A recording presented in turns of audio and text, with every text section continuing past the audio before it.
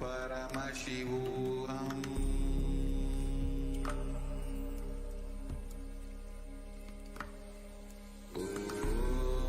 Nithyananda Paramashivam.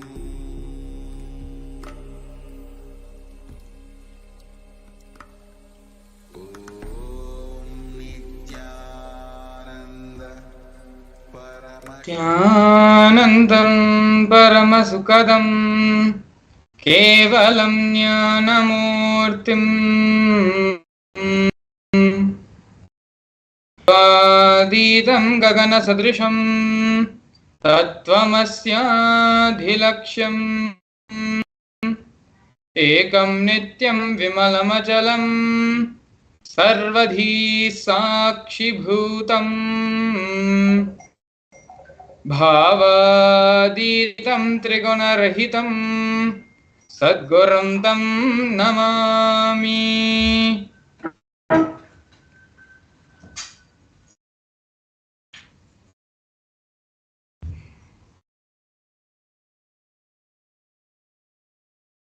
Nithyananda everyone. We welcome you all to yet another wonderful Bhava Samadhi Darshan with the Supreme Pontiff of Hinduism, Bhagavan Sri Nithyananda Paramashivam. Today, Swamiji will be giving the Chandisha Bhava Samadhi Darshan to all of us as a part of the ongoing pre-program series for the Paramashivam program starting on the February 9th of this year. Along with the program, we are going to be learning multiple things. Who is Chandisha Bhava Samadhi? Who is Chandisha Murthy? What are the various powerful cognitions, powerful truths he represents, as well as how we can, in our practical life, applicably use this power manifestation science and the powerful cognitions being revealed by Chandisha Murthy. But before all of this, I'd like to go through two things with all of you today. And both of these are very important and very special breaking news about Kailasa. The first one being the clarification of the Interpol notice of the non-existential into which was being spread false rumors and allegations being spread by media sources. As we can see here, this post is from the official page of the Supreme Pontiff of Hinduism, the official Facebook handle. And we can see here that the media reveals the truth about the no Interpol notice against the Supreme Pontiff of Hinduism, where there was no Interpol notice placed on the Supreme Pontiff of Hinduism to begin with. And also used to say that the Supreme Pontiff of Hinduism, the Interpol has debunked the spate of disinformation in media of any Interpol notice or diffusion against the Supreme Pontiff of Hinduism, in deference to the fact that he is the Supreme Pontiff of Hinduism and head of the state of the United States of Kailasa. The persecution of the Supreme Pontiff of Hinduism has also been recognized in the United Nations, international bodies, and other multiple countries. Baseless rumors spread about Interpol notices being issued against the Supreme Pontiff of Hinduism. Media like the News Minute have revealed the truth of no Interpol notice against the Supreme Pontiff of Hinduism, along with clear evidences of letters directly from Interpol on the same matter.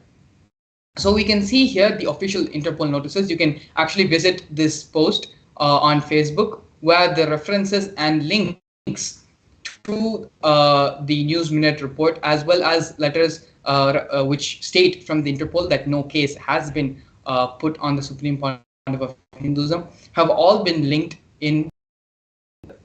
Yes, as you can see here, this is a version of the this is the snippet from the official report from Interpol saying that no issue has been placed on the Supreme Pontiff of Hinduism. All these detailed references and the news media outlet article all have been linked in the Supreme Pontiff of Hinduism's main Facebook page. And moving on to the next special breaking news from Kailasa, about Kailasa, is from the United Nations recognizing the persecution happening on the Supreme Pontiff of Hindu, on Kailasa's Nithyananda Gurukul, as well as Kailasa's children and women. The report on the special rapporteur on the sale and sexual exploitation of children, including child prostitution, child pornography, and other child sexual abuse material, on reparation for child victims and survivors of sale and sexual exploitation.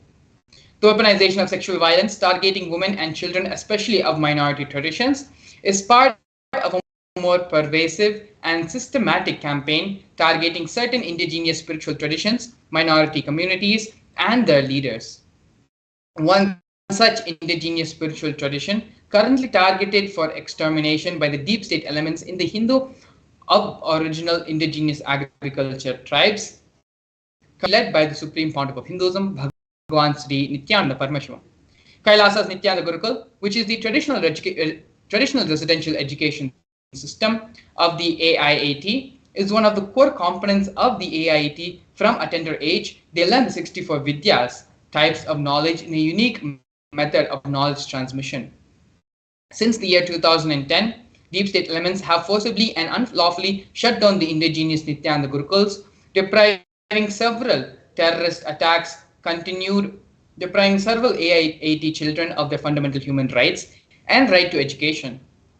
Several terrorist attacks continue on the AIAT Gurukul school children to destroy the Gurukul indigenous education system, ironically by the state bodies responsible for.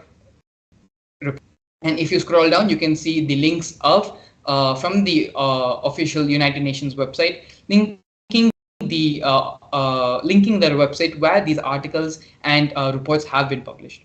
Both of these newses have been presented and are available. You can visit Kailasa's Supreme Pontiff of Hinduism's official Facebook handle to see the posts, or you can visit the United Nations official website as well. Going to the Facebook post, the references and the links to all these reports and everything we have mentioned about Interpol and about United Nations recognizing the persecution, both are available on Facebook, and you can directly, from the Facebook post, visit these websites and channels to see for yourself the persecution being recognized by international bodies around the world, as well as expressing their support and solidarity with Kailasa and with the Supreme Pontiff of Hinduism. With this, we're going to be entering into the official introduction, the grand narrative of the Supreme Pontiff of Hinduism. The Supreme Pontiff of Hinduism was born on January 3rd, 1978 in the holy town of Tiruvannamalai in South India. At the tender age of 3, on the 17th of July 1981, the Supreme Pontiff of Hinduism was initiated into the Bala Sannyas, which is a ritualistic ceremony to initiate a young one into the monkhood as a child saint. This initiation was performed by enlightened beings, masters, and the predecessors of the Supreme Pontiff of Hinduism. The Supreme Pontiff of Hinduism was identified as incarnation by multiple enlightened beings, such as Yogi Yogananda Puri and masters like Vidwan Panduranganar and the 230th Guru Mahasanidhanam of the Tonde Mandaladinam of Kanchi Mutt. These are the various masters and enlightened beings who were part of the Supreme Pontiff of Hinduism's early childhood and nurtured the Supreme Pontiff of Hinduism for the grand mission the Supreme Pontiff of Hinduism is doing today. At the age of 16, the Supreme Pontiff of Hinduism was officially coronated as to revive Kailasa. You can see here the photograph of the Supreme Pontiff of Hinduism with his Guru, Mata Vibhudananda Puri, who performed the official induction as the Supreme Pontiff of Hinduism as the successor into the lineage to revive Kailasa. This initiation happened, the coronation ceremony happened at the age of 16 for the Supreme Pontiff of Hinduism, and along with the induction as the successor, the traditional items of the Kamandalu, the conch, and the wooden staff were all handed over from Guru to disciple as part of the tradition. Here we are looking at the early days in the mission. In the left hand side corner, we see a black and white photo, which is the Supreme Pontiff of Hinduism in front of the first temple monastery complex the Supreme Pontiff of Hinduism built for his Guru, Mahataji Vibhudananda Puri. This complex was built by the Supreme Pontiff of Hinduism personally by his own hand, brick by brick, and was built for Mata Vibhudananda Puri under the guidance of his gurus. Later in the year 2001, on April 14th, at the age of 23, the Supreme Pontiff of Hinduism inaugurated the first Kailasa temple monastery complex in Tiruchengodu, South India. As you can see in the photo at the bottom left-hand most corner, the Supreme Pontiff of Hinduism's own handwritten annotation of the historic event was written on top of the photograph. A year later, on the 4th of November 2002, the Supreme Pontiff of Hinduism inaugurated and established the headquarters of Adi Kailasa Sarvanya Peetham. By the year 2004, at the age of 26, the Supreme Pontiff of Hinduism started conducting mass living enlightenment conventions all across the globe, taking people through powerful cleansing processes of the 7 energy bodies. These sessions, these conventions, initiations not only happened in India, but in various parts of the globe as well, including Europe, North America, Canada, and others. In the year 2007, in the year 2005, of 27, the Supreme Pontiff of Hinduism was welcomed with the proclamation statement in St. Louis by Francis G. Slade, the mayor of St. Louis at that time. Here we can see more glimpses of the Supreme Pontiff of Hinduism conducting these mass living enlightenment initiations all across the globe, in Oklahoma, in various other places of North America and Europe.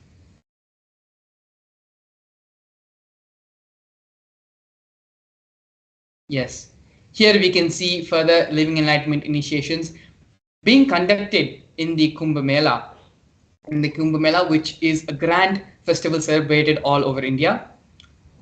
Here in the year 2015 in Nasik, you can see the Supreme Pontiff of Hinduism giving the living enlightenment initiations to thousands of people who have gathered. As the same in the year 2016 in the Ujjain Kumbh Mela, where even more people received this living enlightenment initiations. Now, we're going to be looking at the various coronations which have happened to the Supreme Pontiff of Hinduism. The first one being when the Supreme Pontiff of Hinduism was very young. Supreme Pontiff of Hinduism was coronated as the 233rd Guru Mahasannidhanam of Kanchi Tonde Mandaladinam. The next coronation which the Supreme Pontiff of Hinduism received was in the year 2002 of the coronation as the incumbent emperor of the Suryavamshi Surangi Samrajya. In the following years, the Supreme Pontiff of Hinduism was coronated as the present 23rd Guru Mahasannidhanam of Dharmamukti Adinam. In the year 2012, the Supreme Pontiff of Hinduism was coronated as the Kailasonata as the 293rd Jagat Guru Mahasannidhanam of Kailasonata Shyamalapita Sarvanya Peetham in Madurai. In the year 2013, the Supreme Pontiff of Hinduism was coronated as the Mahamandaleshwar of Mahanirvani Akhada, which is the largest apex monastic order. In the year 2014, the Supreme Pontiff of Hinduism was coronated as the Acharya Mahamandaleshwar of the Atal Akhada, which is the head of all spiritual leaders and is the most ancient apex body of Hinduism.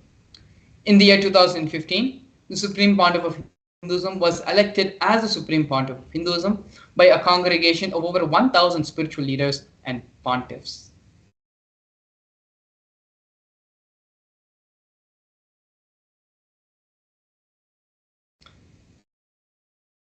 Kailasa is a macrocosmic, ancient, enlightened Hindu civilizational nation whose vision is living enlightenment for all of humanity.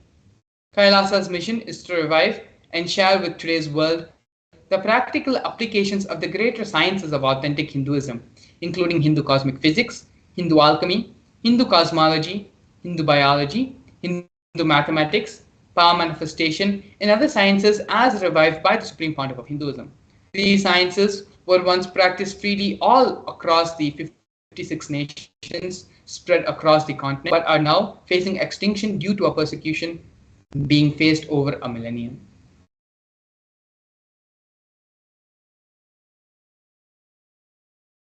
Here we can now see the Sri Kailasa Uniting Nations and the initiatives which they have performed. Over 108 initiatives globally have been initiated by Sri Kailasa Uniting Nations for a variety of humanitarian services, which collectively allows for the creation of an enlightened, peaceful, sustainable, equitable, resilient, and thriving world. One of these many projects which we are going to be looking at right now is the No Hungry Home project offered by Sri Kailasa Uniting Nations, nutritious work for nutritious food and a hunger-free world. More than 1 billion meals have been served by Kailasa over the past 27 years. Every month for the past 27 years, the Hindu ASMT community has organized more than 3 million Annadan services. Annadan service is the traditional service offering the free organic meals during religious gatherings, free for all and without discrimination. More than 10,000 meals are served on a daily basis, and on festival days, this number increases to 100,000 meals, all served free of cost and without discrimination. As you can see here in these photos, the Supreme Pontiff of Hinduism himself is involved in the Annadan service. He personally, with his own hands, serving the devotees, disciples, and various people who have come to receive the Annadan service.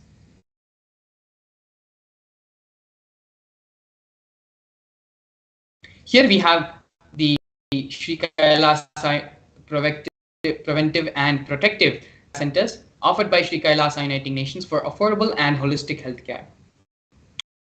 During the pandemic, a global catastrophe, a global event which shook the world and created a lot of insecurity for all of us and for many other people across the globe, the Supreme Pontiff of Hinduism is the only one who created a safe haven to protect ourselves from the COVID-19 pandemic.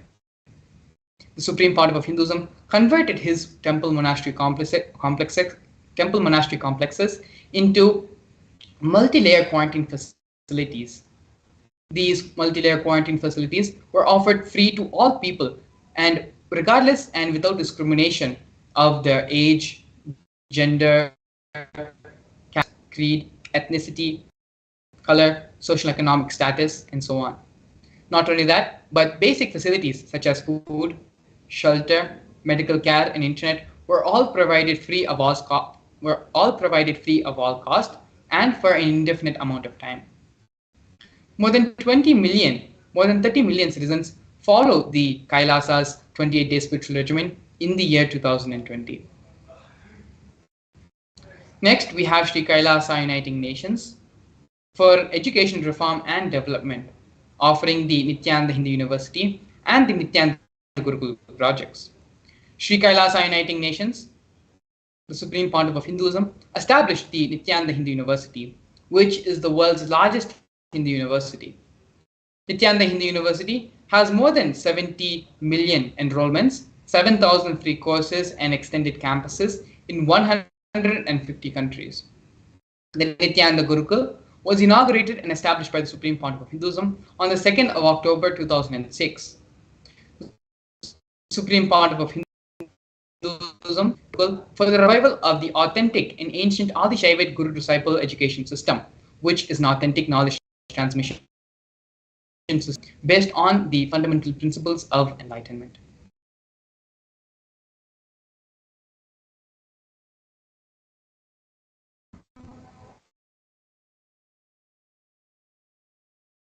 Next, we can see here Sri Kailasa's Uniting Nations projects for protecting the Hindu scriptures. These projects are the Nithyananda Hindu Jnanalaya project, which is the library, and the Hinduismpedia project. The Nithyananda Hindu Jnanalaya was established by the Supreme Pontiff of Hinduism to collect and preserve the 1 million Hindu scriptures, while ensuring that knowledge is made accessible and shared free of all cost. The Supreme Pontiff of Hinduism himself has authored more than 10,000 books, which have been written in 3 different languages, which have been translated into 50 other different languages, and has published more than 10,000 articles, has given more than 10,000 free discourses with a combined total view of 1 billion. The Hinduismpedia project is where the Supreme Pontiff of Hinduism and the collection of more than 15 terabyte of material collected by the Supreme Pontiff of Hinduism, of digital books, rare manuscripts from all the 19 Sarvanya Pitas, ancient mats, and ashrams. More than 1 million pages on Hinduism have been collected, and a collection of 20 digital books, 1,000 e-textbooks, and 1,000 articles and 100,000 articles on various topics of Hinduism have been collected in these projects. The next offering we are seeing by Sri Kailasa Uniting Nations is for global peace and religious harmony, offering the confluences for world peace. In the year 2009, the Supreme Pontiff of Hinduism organized a long peace walk covering 1,000 kilometers in 1,000 villages to bring together in harmony from all walks of life to promote feeling, connection, and oneness among people. During the walk, health camps were conducted in villages along its path.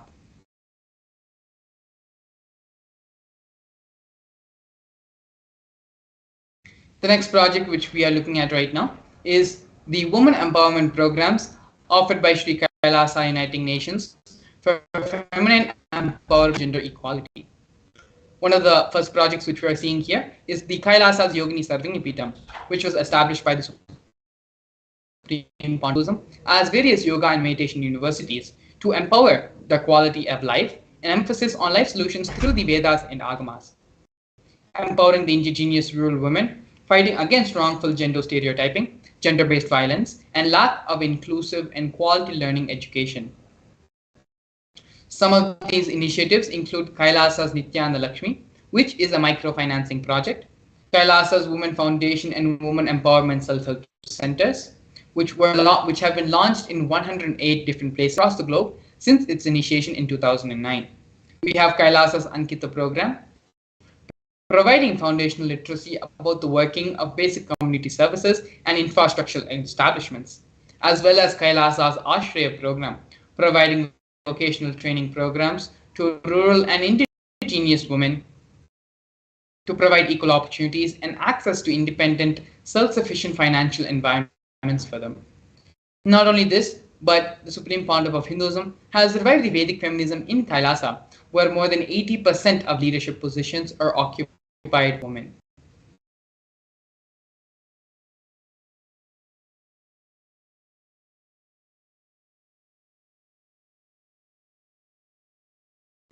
Here we're looking at one of the most historians in the history of Sri Kailasa. Before that, we're going to be looking at Sri Kailasa Uniting Nations offerings in the field of yoga. First is the Nityananda Kriyas, which are 108 scientifically validated Kriyas revived by the Supreme Pontiff of Hinduism, specifically targeting 108 major diseases and disorders such as diabetes, arthritis, blood pressure, and rheumatism. The next is Kailasa's Shivastambha Yoga and Kundalini Rajju Yoga. Both are ancient forms of yoga which were revived by the Supreme Pontiff of Hinduism. These different types of yoga, in which yogic asanas, postures, and weight balancing techniques are performed to create the yogic physiology, aligning it to the cosmic geometry to manifest superconscious powers in all of us.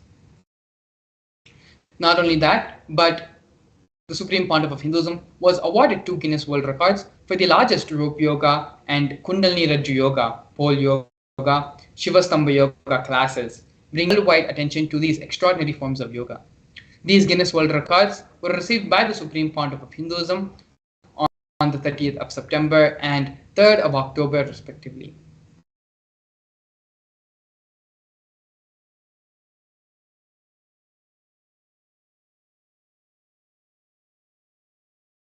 We are now looking at one of the most historic moments in the history of Kailasa and the Kailasa nation.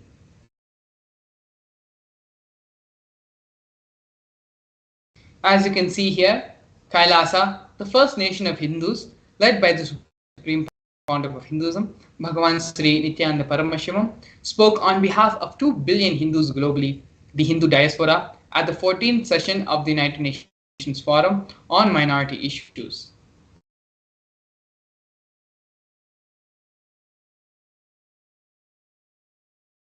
A significant milestone in the history of Hindus and the sovereign state of Sri Kailasa happened on the 2nd of December 2021. His Excellency Sri Nitya Moksha Priyananda, Ambassador Extraordinary and Plenipotentiary of Kailasa, represented the persecution of Hindus at the 14th session of the United Nations Forum on Minority Issues. The theme of the forum was conflict prevention and the protection of indigenous human rights of minorities. This was the first time the plight of persecuted Hindu minorities was represented in the United Nations. The ongoing, systematic, and generational attacks on Hindu diaspora were highlighted in this meeting.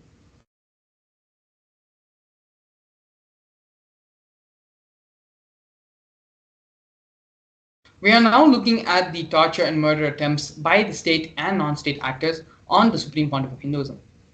More than 70 assassination attempts in India and physical attacks in the Supreme Pontiff of Hinduism, both in India and abroad, have been attempted.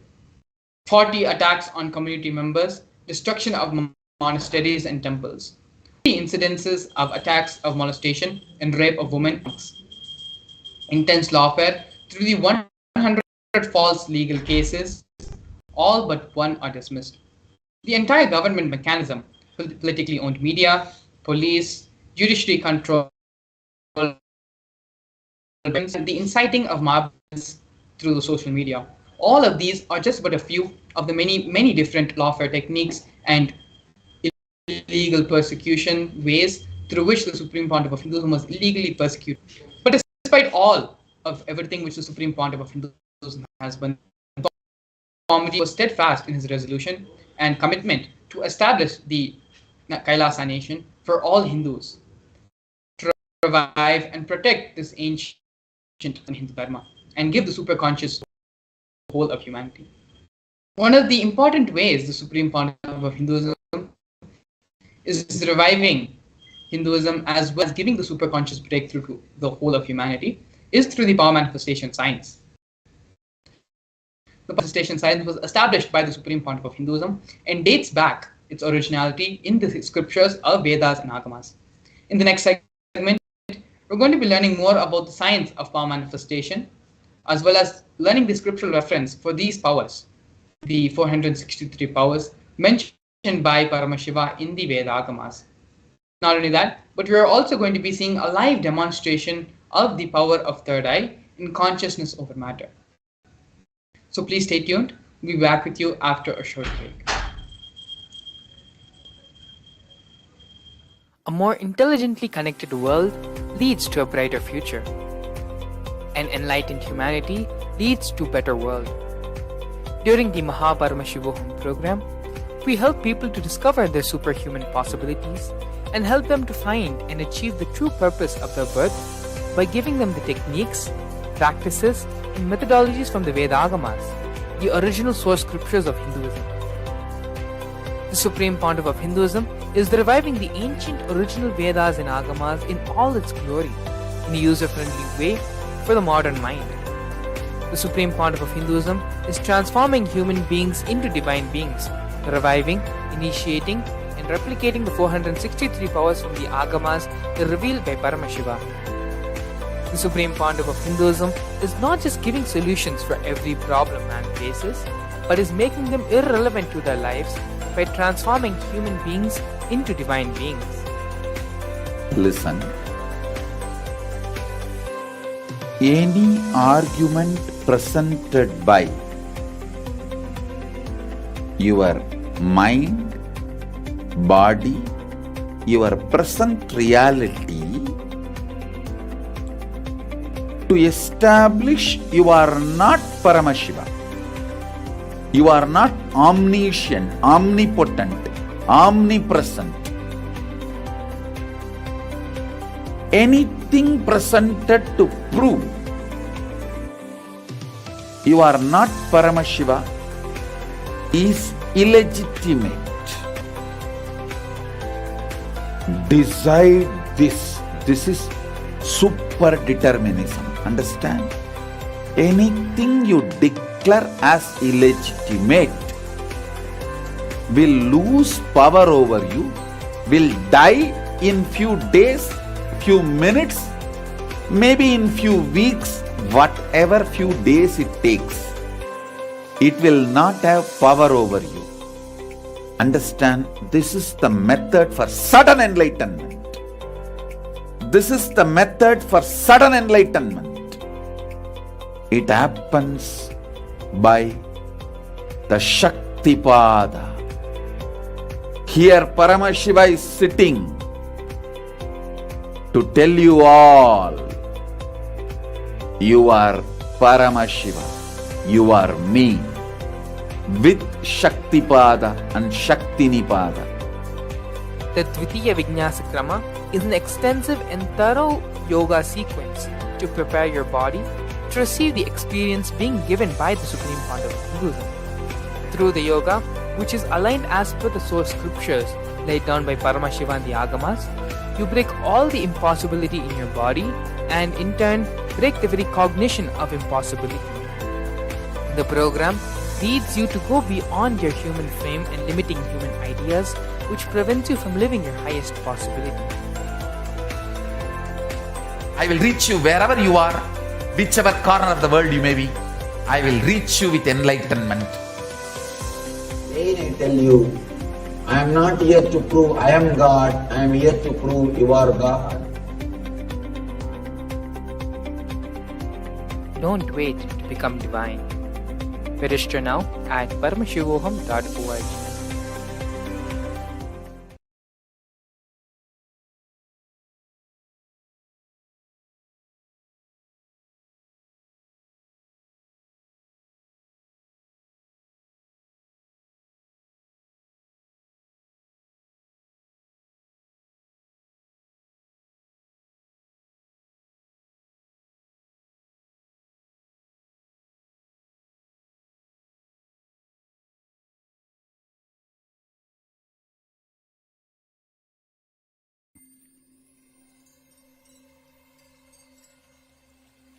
I welcome you all with my love and respect. Let you all open all your three eyes. Om Nithyananda Paramashivam.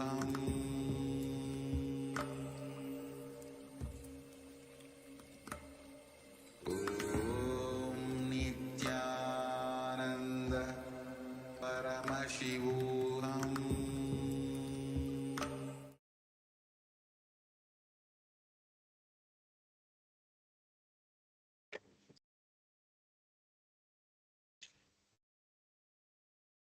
Yes, so we welcome all the viewers back to the session. Now will be, before we enter into the power manifestation, we want to reiterate the beautiful victories that the Kailasa has got after from the various happenings that have been good auspicious happenings that have happened.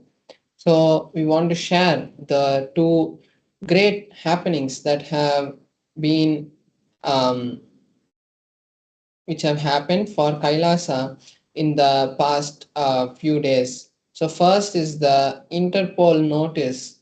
The what the Interpol has given a statement supporting Kailasa and saying that Kailasa and the supreme point of Hinduism is has known there is no any sort of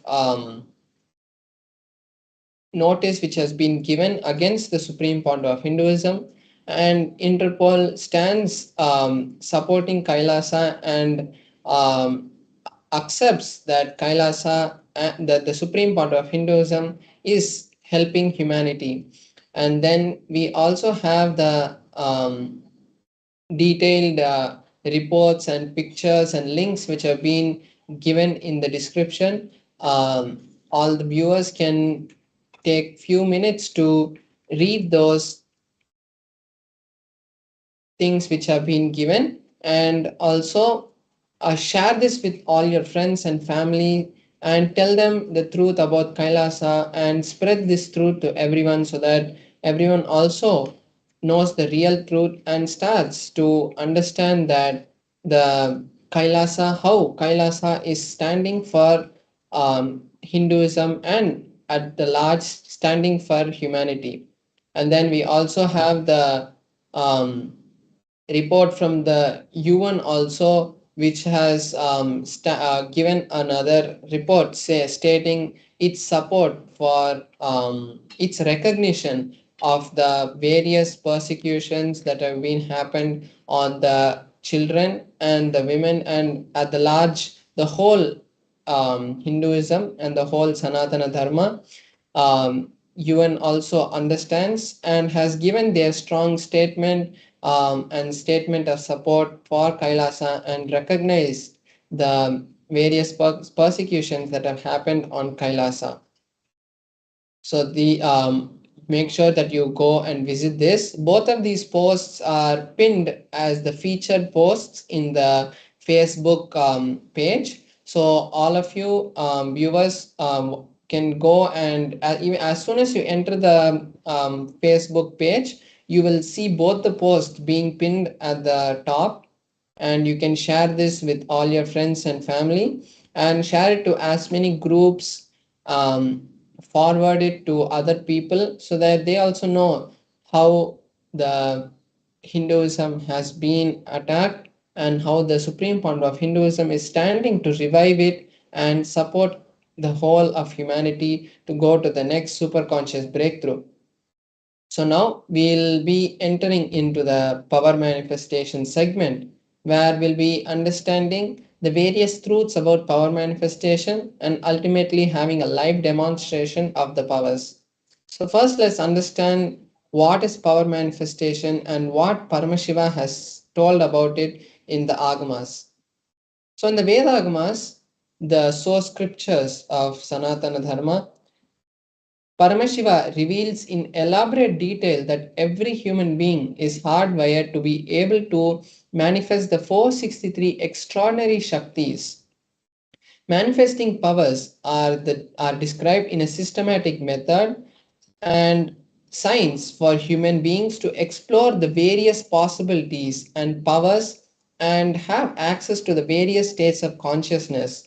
Shaktis manifest from the fundamental cognition that you are divine. You need to manifest divinity and not you are a man and you need to reach divinity. So there's a direct difference in that. There's a fundamental difference in that. Now we're going to be understanding the difference between the Shaktis and the Siddhis. The Shaktis are the powers that manifest from the space of Paramashiva as a side effect of feeling connection with the Guru, whereas the Siddhis are powers that manifest from penance for enlightenment. Shaktis are the source of enlightenment, whereas Siddhis are manifested on the path of enlightenment. Then the Shaktis manifest in every ordinary human after initiation from the living incarnation, whereas the Siddhis only prevent us from attaining enlightenment. They divert us, not prevent, they divert us from enlightenment. And the Shaktis are permanent, whereas the Siddhis are not permanent. Now we are going to see the various ways these powers are validated scientifically and foolproofed to be manifested by every human. Different ways the manifestation is validated. There's the Shastra Pramana, the direct revelations of Paramashiva, what Paramashiva has given to us in the Vedas and the Agamas. So that is the Shastra Pramana. The Apta Pramana is the time-tested, foolproof experiences and happenings that have happened in the past from the times of the ancient rishis who were the scientists and who gave us these high level knowledge, scientific knowledge about everything that we know, and including the recent most masters like Maharishi, Vivekananda, Ramakrishna, and all these great masters who came before us. Then we have the Atma Pramana, the experiences of the Supreme Founder of Hinduism, which have been validated and verified with the Shastra Pramana and the Apta Pramana. Then we have the Pratyaksha Pramana, which is the scientific study of these powers, what science is able to understand and derive from this power manifestation. We're going to be seeing the details of this in a few minutes, but first we have to understand who is the source and how these powers manifest. The source for these powers to manifest is Paramashiva, who is the primordial divinity in Hinduism.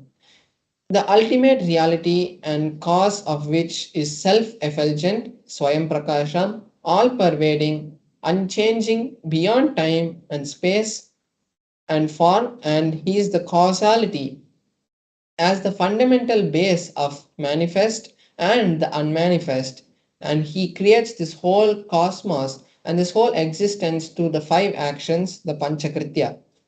So this is the understanding about the source of how these powers are manifested. Then there's a very powerful cognition which has been given by the supreme founder of Hinduism.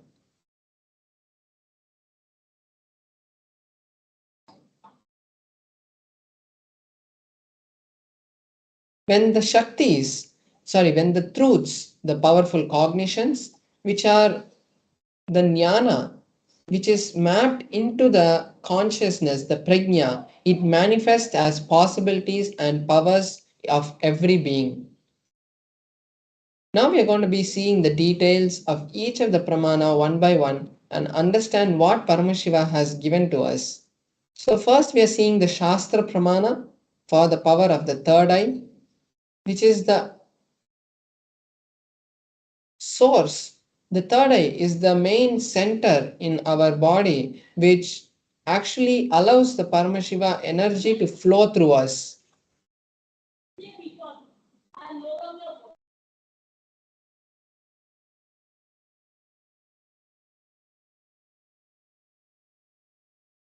So we have the Shastra Pramana, which is from the Vijnana Bhairava Tantra, a scripture which has been directly given to Paramashiva Shakti by Paramashiva. So in that, the 34th verse gives us the understanding about how the powers manifest from course. Kapalantar manonyasa tishtanmilita lochanaha pramena manaso dhadyat lakshayet lakshyamuttamam. Paramashiva says, by having the mind fixed on the inner space within the crown center and sitting stably without any movement, having the eyes closed in succession to the third eye, that stability of the mind and the inner space gives the seer the power to see through the third eye and he sees the direct vision of the ultimate goal, Lakshyam, having the vision beyond the sight of and reveals any object and place attaining the space of oneness with Paramashiva. So we can see how in this verse directly the Supreme Paramashiva is giving us the direct understanding about how the powers manifest from the third eye. Next we have the Apta Pramana, which is the experiences and historical events showing us the and validating the signs of power manifestation. Here we can see the beautiful happening of the Mahabharata, and in the Mahabharata, Bhagavan Shri Krishna initiates Arjuna into that Arjuna was in the battlefield and he wanted to see the Vishwarupa Darshana, the cosmic form of Bhagavan Shri Krishna.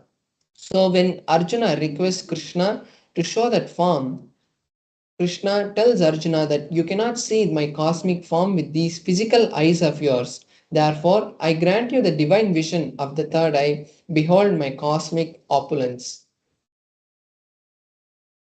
And then Arjuna is able to see the cosmic form of the whole of Bhagavan Shri Krishna, and he sees the whole cosmos and describes the various aspects of the cosmic form in the 11th chapter of the Bhagavad Gita.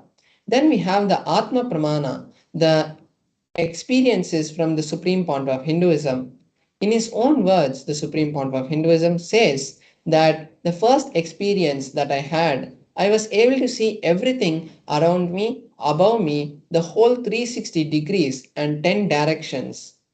Everything I realized, not only I was able to see, I was able to feel, experience all that as me. So we can see here how the supreme point of Hinduism's experience matched directly to the Shastra Pramana. Here we are seeing the scientific evidence, the Pratyaksha Pramana, which has been manifested, which has been revealed to us by the scientific research which has been conducted directly on the Supreme Pontiff of Hinduism. So here we can see a study was conducted on the Supreme Pontiff of Hinduism, and they had conducted the positron emission tomography test on the Supreme Pontiff of Hinduism. And when they did that, they saw high level of brain activity from the place of the third eye, which is in the frontal lobe. So they were able to see high amount of energy and high frequency waves being emitted from the third eye of the Supreme Pontiff of Hinduism. And this same results has been replicated in the Balasans and various other yogis who have manifested this power. Here we can see now we are going to enter into the one of the powers that manifests from the space of the third eye, which is the power of consciousness over matter. The power is from the Vijnana Bhairava Tantra, Sutra 120, Dharana 95. The verse goes, Kvachit vastuni vinyasya shanay drishtim nivartayet tajnanam chitta sahitam devi shunyalayo bhavet. Paramashiva says, having fixed one's eyes on a particular object, Vastu, one should slowly eliminate and withdraw the sight from that object as well as slowly eliminate the knowledge and the impressions of that object. Then, O Devi, one abides in Shunya, the state where there is nothing other than this exists, which is the state of all inclusiveness and infinity. So here we can see how Paramashiva has given us a beautiful detailed step-by-step procedure for how the power of consciousness over matter manifests in every one of us. Now we are going to be having a live demonstration of this power where I'll be demonstrating this power of consciousness over matter to all of you so that we can all experience the space and the powers of Paramashiva. And now I'll be how we'll be manifesting this power is I will be placing my hand on a flat surface. Atmalinga will be placed on my hand, and then by the connection and the oneness with Paramashiva, I will be making the Atmalinga to stand. So the goal of this power is not just making the Atmalinga stand, but it is ultimately allowing Paramashiva to flow through us. Because when we manifest powers, we are ultimately creating the high state of consciousness with Paramashiva, which is creating a strong environment to create the reality and create the field of oneness in all the viewers watching it so that you can manifest your realities. So now I'll be showing the close up. I welcome you all and respect. Let you all open all your three eyes. Om Nithyananda Paramashivam.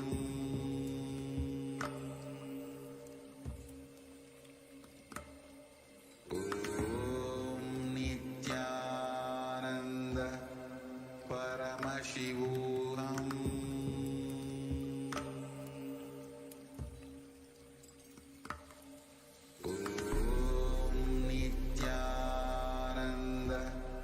Paramashivam.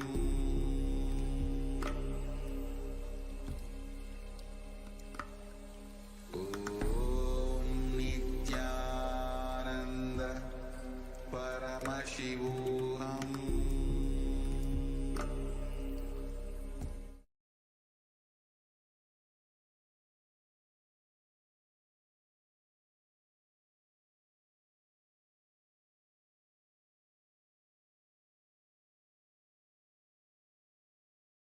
Yes, so now we can see my Atmalinga.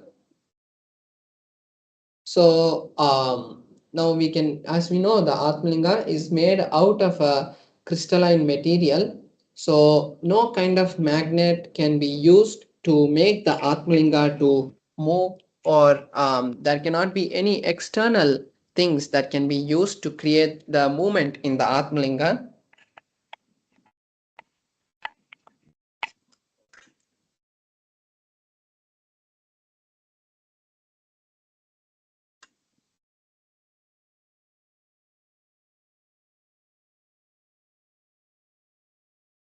and then you can see my hand, that there is there's nothing in my hand which is there, which can be used to make the Atmalinga to move. So you can see that there is no strings or anything that is tied to my hand, which can be used to make the Atmalinga move. And then I have this tissue paper over here, which I'll be using to show that there is no kind of strings which can be used to make the Atmalinga to move. Place the Atmalinga on my hand. I will be circling the Atmalinga with the tissue paper to show that there is no kind of external thing which is being used to Atmalinga or anything.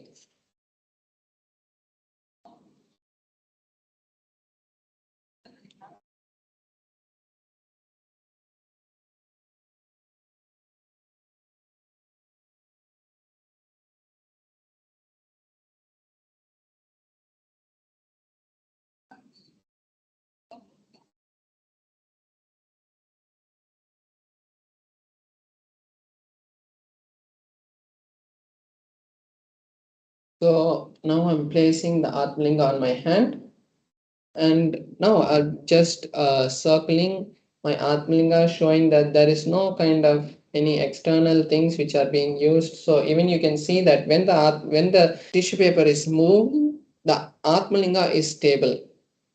So we can know that there is no kind of strings or anything which is there on any side which is making the Atmalinga move. So now I'll be chanting the Mahavakya.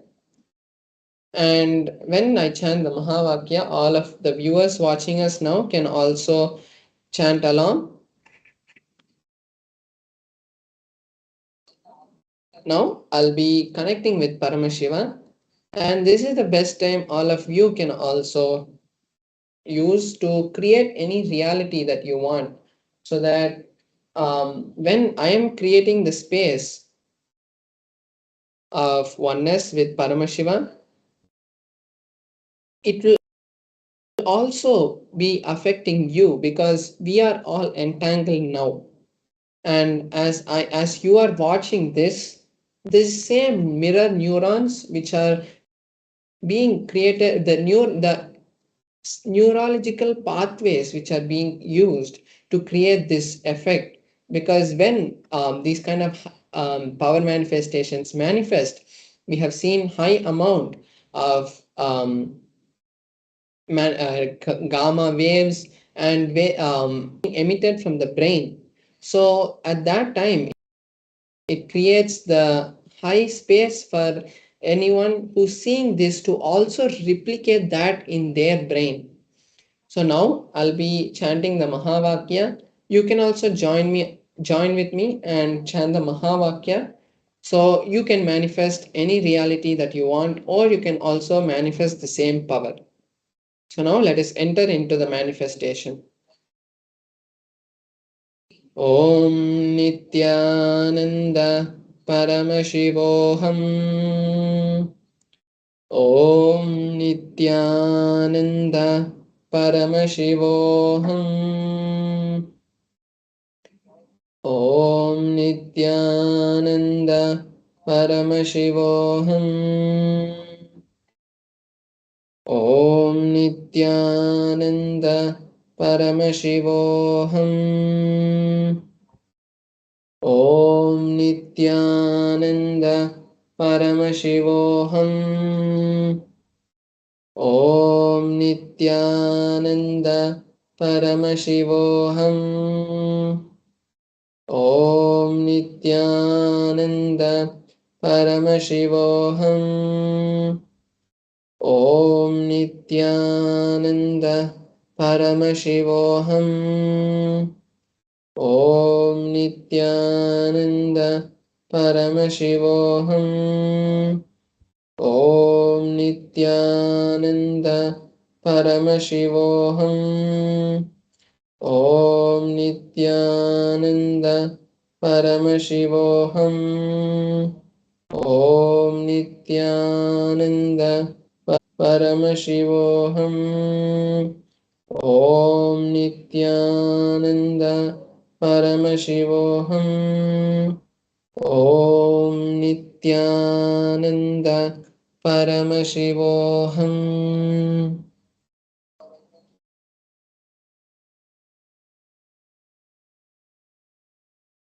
So now we have seen the beautiful manifestation of the power.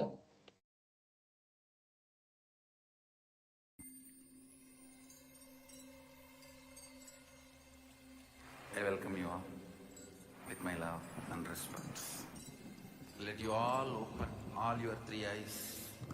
Om Nithyananda Paramashivam.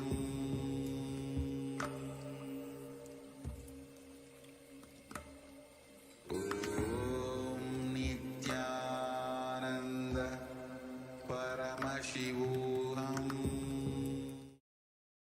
So the best thing about the power manifestation is that it is aimed and it is programmed by the Supreme Founder of Hinduism to create the best reality in our life.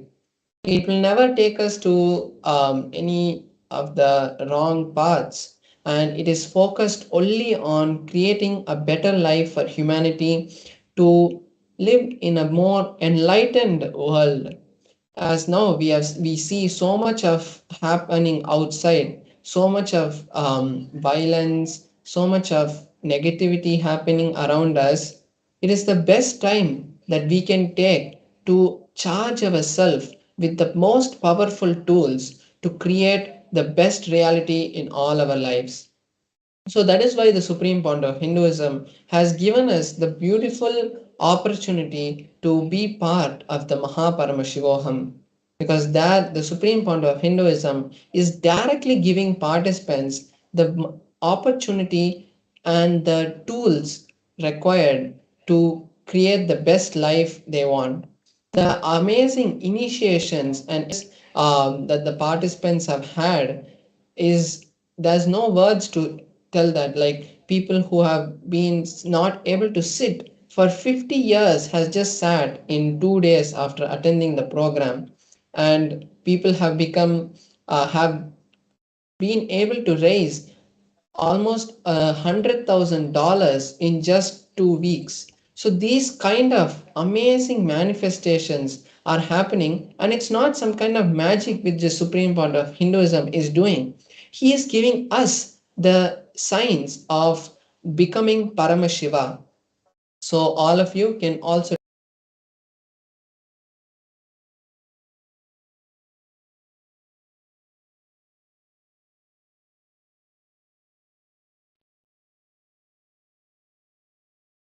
Sorry for the technical glitch.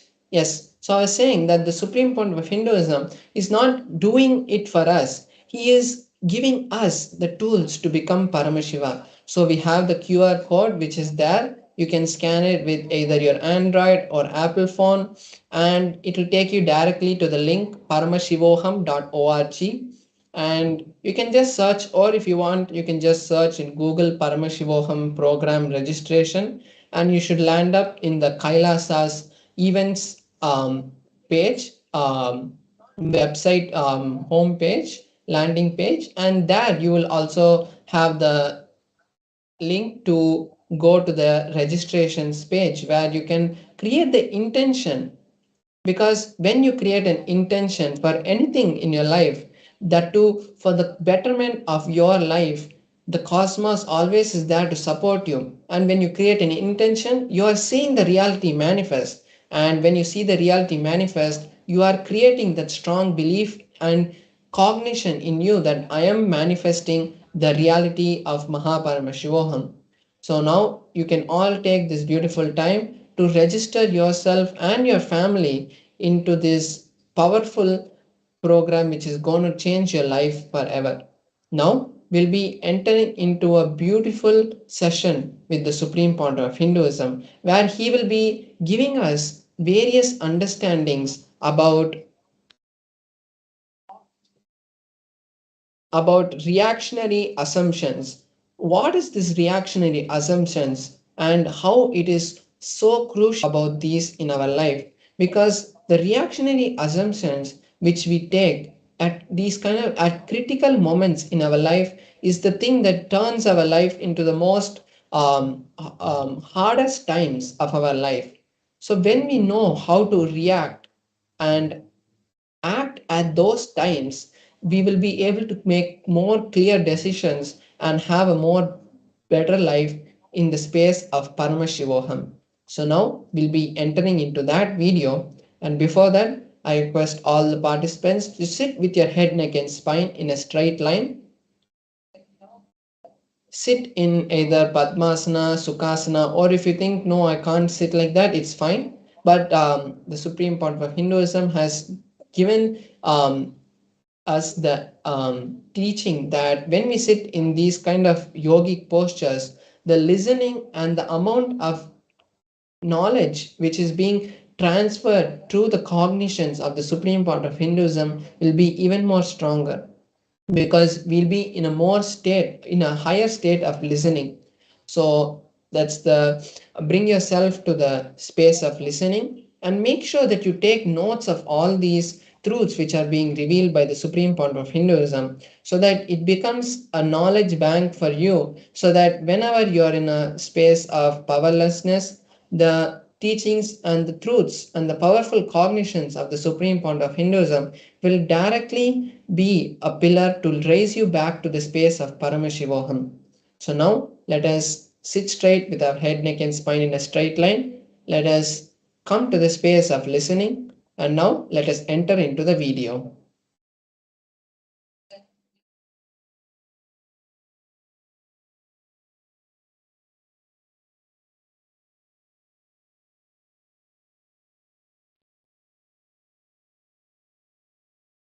Supernal effulgence of Paramashiva, which is eternal inside you, cannot be reduced, cannot be stopped, cannot be taken away from you, but you can choose to get deluded in reactionary assumption patterns and reactionary assumption lifestyle and reactionary assumption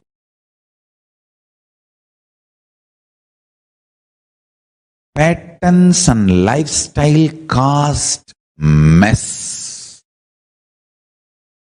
Understand? The reactionary assumptions patterns, reactionary assumptions lifestyle, and the mess caused by reactionary assumptions and that lifestyle.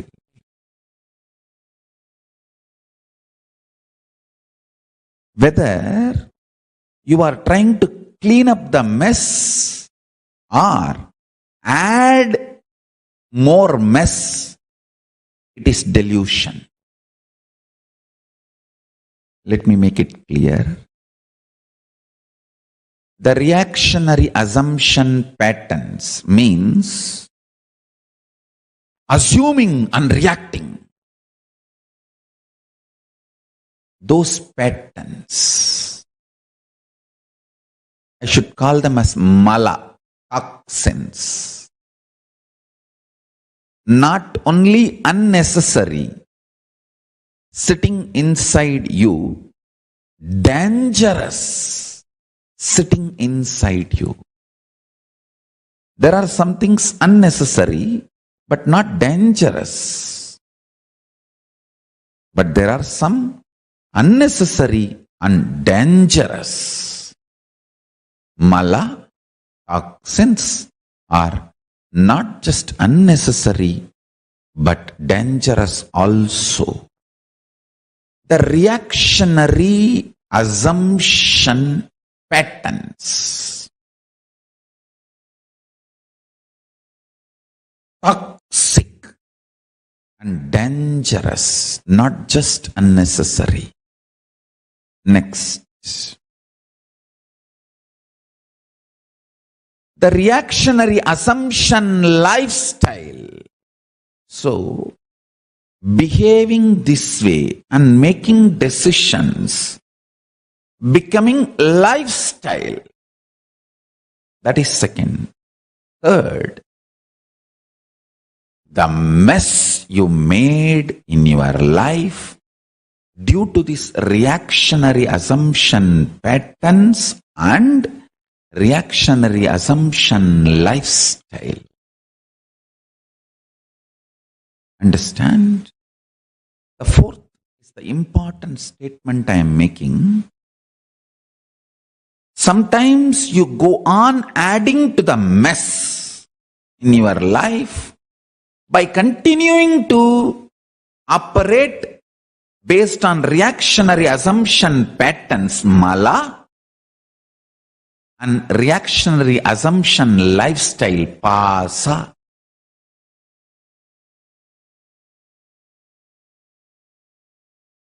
If you are adding more and more reactionary assumption patterns and reactionary assumption pattern based lifestyle,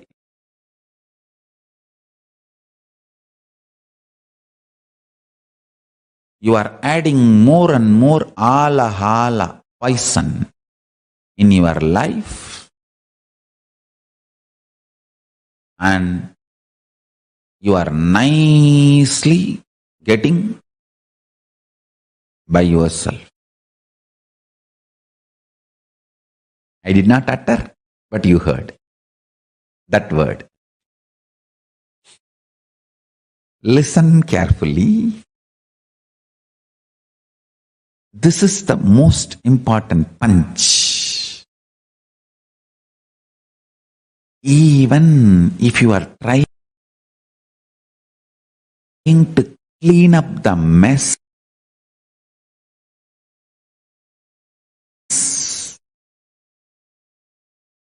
created by the reactionary assumption patterns and reactionary assumption lifestyle,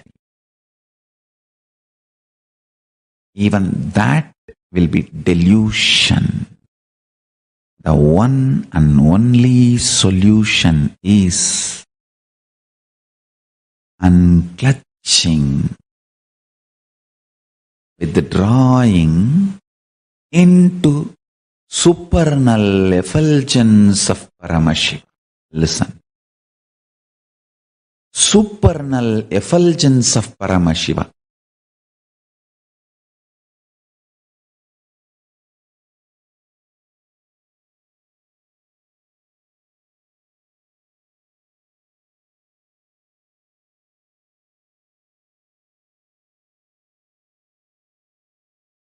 Unclutching, Nirvikalpa Samadhi,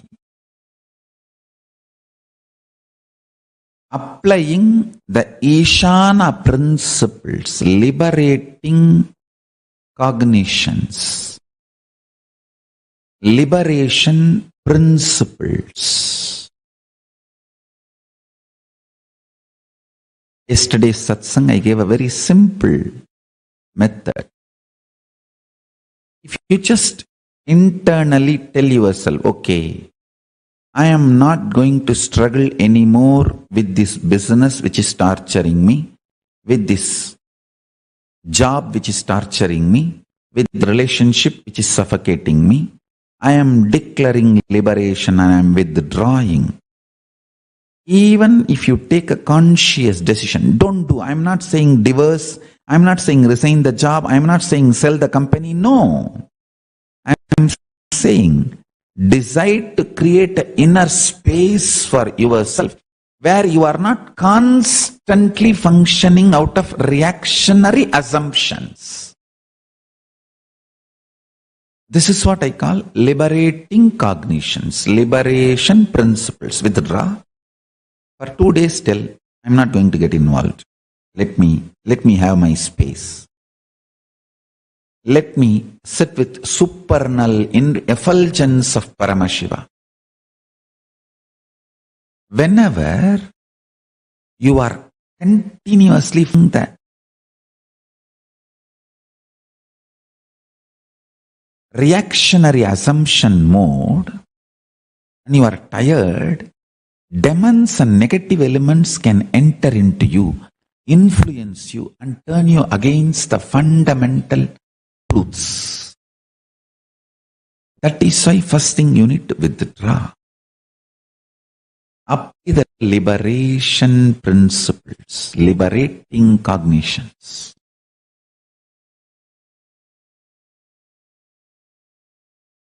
Once you withdraw, you will know why you are still in that job, why you are still in that relationship, why you are still in that career, without reactionary assumptions and suffocations.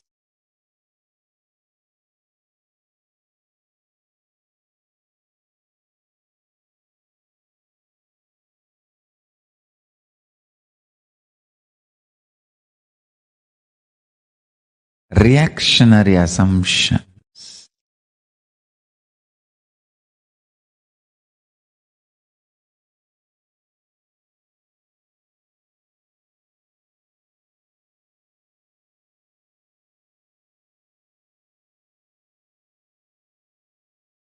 After withdrawal and understanding, even if you want to continue that job, that relationship, that profession, that career, you will take responsibility for that lifestyle, for that decision. You will not be cursing anyone. You will not be suffocating yourself. You will not be torturing yourself and the other person. Withdrawing from reactionary assumptions also will make you realize how much you act as enemy to yourself because of the poison fed by the society continuously. If society continuously calls you cheat, thief, abuser, something, slowly, even one part of you starts getting so angry, agitated, inability to defend yourself, you start drinking that poison. Listen carefully. That is why I am saying anger is like opening your door to send your army to attack, but many times when you open your doors of the fort, your fort's door to push your army out to wage the war, the opposite side army sneaks into your fort a little bit at least. That is why I am saying do not open the door called anger of your fort. Reactionary assumptions are like a fort's door. You may be thinking, no, I will get angry and send my soldiers, attack the enemy. No. When you open, sometimes the enemy soldiers sneak into the fort through the same door, and self-hatred is enemy soldiers sneaked into your fort and sitting inside your heart. Grounding yourself deeply in unclutching Nirvikalpa Samadhi will give you the feeling you are legitimate. That's the most beautiful feeling Hinduism can give to the world. You are legitimate. You are not sinner. You are not slave. Amritasya putraha. You are the sons of immortality. Manifestations of immortality. Putra means extension, manifestation, living inheritor. not just son or daughter, living representation, living inheritor, extension. You are Amritasya Putraha. You are living inheritor of immortality, living extension of immortality.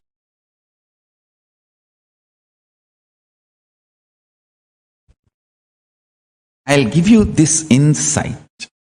Listen to this.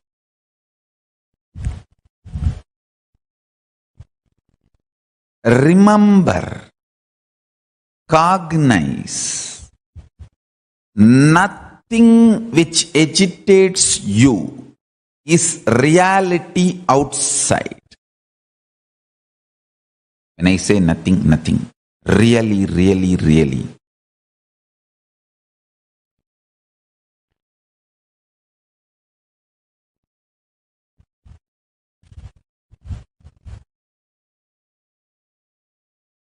Anything which agitates you, I'll put it in 2-3 ways so that there is no misunderstanding due to the words. I'll tell you in 2-3 ways. Anything which creates agitations in you, reactionary assumptions, acting and reacting, all of it is delusion and illusion. This cognition will only make you more responsible because you will have clear inner space. You will have an inner space where there is no chaos. Everything is order. There is no reactionary assumptions. Understand? I tell you. You always see the result and then decide whether what you are doing is right or wrong. But I tell you, you should always see the inner agitation and then decide whether you are doing right or wrong. Reality is subjective, and from there it starts. End does not justify means, because what you consider as end is delusion and illusion.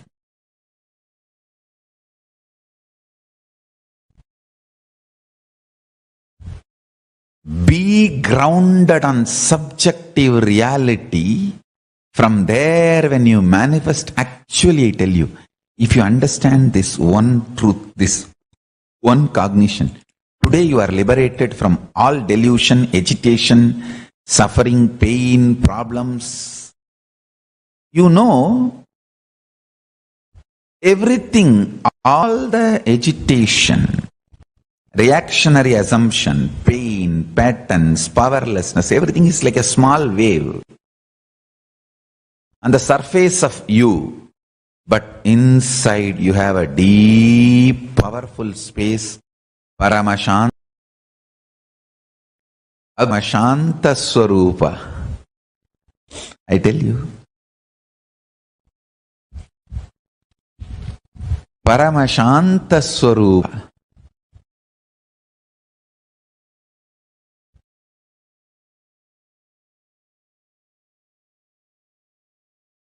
Discovering, cognizing your internal Paramashanta Swarupa is Nirvikalpa Samadhi. Discovering, internalizing your Paramashanta Swarupa is enlightenment. That is just reality. That is all the powerfulness. That is most superior way of existing. That is anti-aging. One important sacred secret. The chaotic surface, peaceful, orderly core, Paramashanta Swarupa. These two are not conflicting or contradicting to each other. They coexist. Order in the chaos, chaos in the order coexist. So do not be agitated because you have agitation. Do not worry because you have worries. Don't create complication. Understand? See, if you don't have reactionary assumptions, great. If you have reactionary assumptions, remember that is also a complementing part of your order and peace and Paramashanta Swarupa. It is not contradicting or conflicting.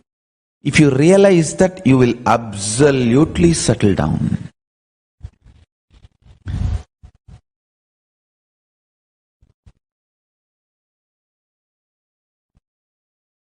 That settling space will help you to do what is right from subjective reality.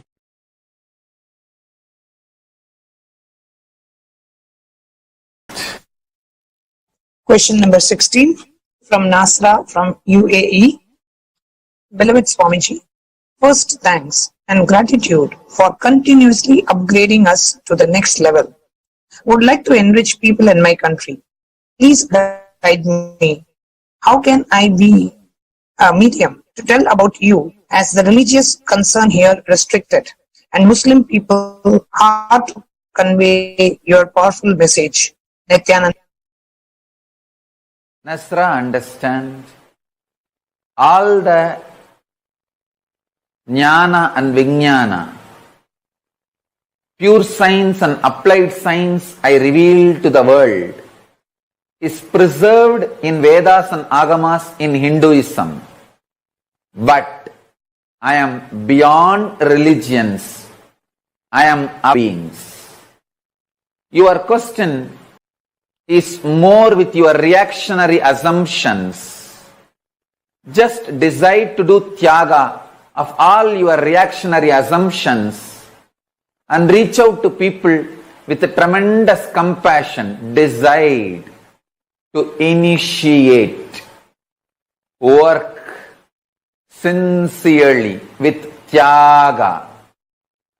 All your reactionary assumptions will be cleared. It will be too easy to reach out, especially in the country you are living and the people who are living in that country. Just understand that jnana and vijnana I revealed is preserved in Vedas and Agamas inside Hinduism. I am rooted in Hinduism, but I am available for the whole universe, all human beings and all beings ultimately. I am available for all. If you decide to do tyaga of your reactionary assumptions and maintain your will, persistence and work, you will be easily be able to reach out. If you decide to empower your reactionary assumptions, you can go on feeling as victim. If you decide to empower your will, persistence, you can enjoy victory. Empower will, persistence, enjoy victory. Don't empower reactionary assumptions, suffer victim mode.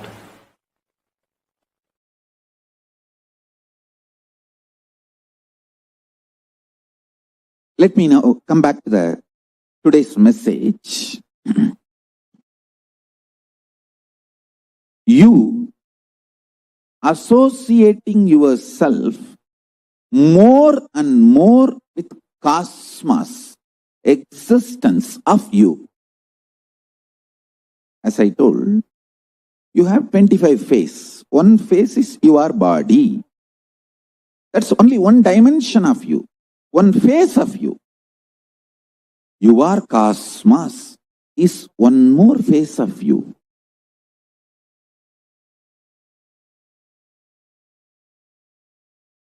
till December 14th, start enjoying more and more this phase. You are cosmos.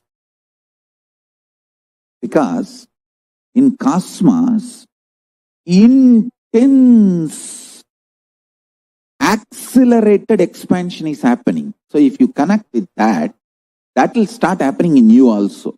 In your body, in your mind, in your consciousness, whatever you think as you. Your relationships, your wealth, your health, your money, your bank balance will increase, your power manifestation will happen more. You will have beautiful people around you. You will have happy relationships. You will have smiley conversations. Giggly time spent with friends, family, relatives, and lots of sweet, beautiful, auspicious things will be happening. I tell you.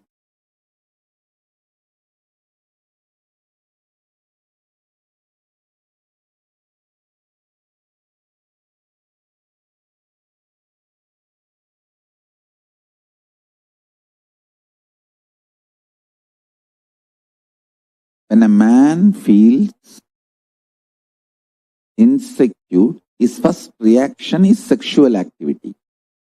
When a woman feels insecure, the first reaction is frightening, terrifying, fear, and destroying everything, doubting everything around her due to that fear. Understand? In both situations, you just need little bit of unclutching and relaxing into the truth you are cosmos. Develop this one phase in you. You are cosmos. You will see tons of your reactionary assumption based destructions will reduce.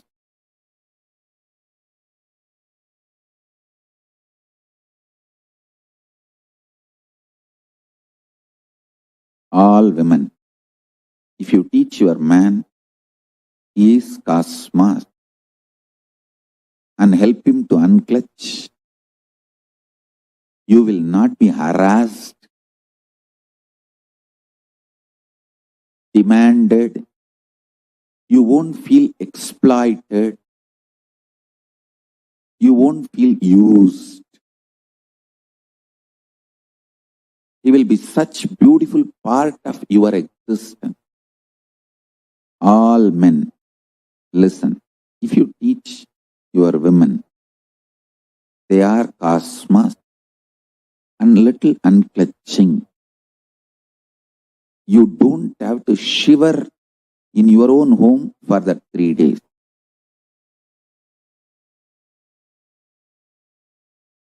You don't have to be shivering, terrorized, terrified. You can be relaxed. Realize this one truth.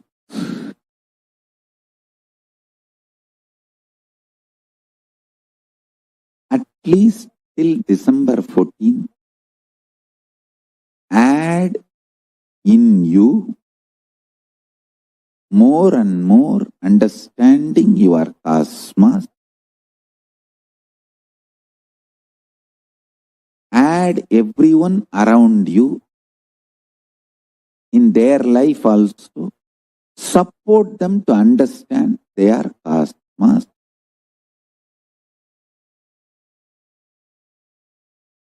Always cherish pure love. Always cherish pure love.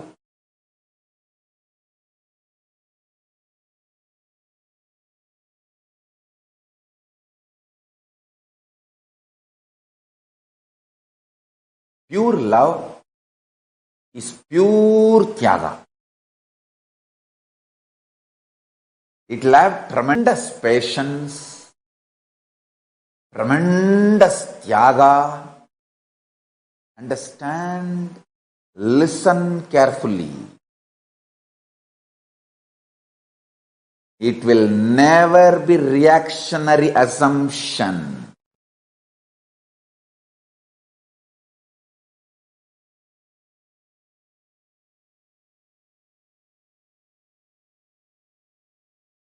You will have tremendous tyaga for Paramashiva, and you will have the patience for Paramashiva manifest in you.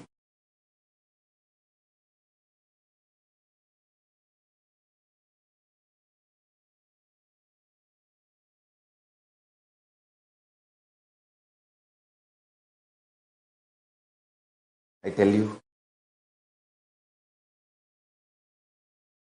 tremendous pure love and waiting only becomes like a pure fire, purifying you more and more and more. It's like when we make bhasma, we first burn the burn the cow dung. And that ash also again we mix with the ghee, make ball, and ash is burnt again to make it more fine. In Tamil we call it pudambodudal.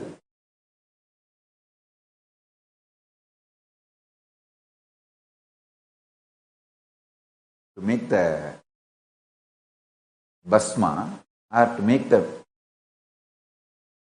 herbal medicines or Siddha medicines in Siddha Ayurveda traditions. The Hindu medicine, all Hindu medicinal methods use this methodology called pudambodudal. Ashes will be burnt again and again, multiple way.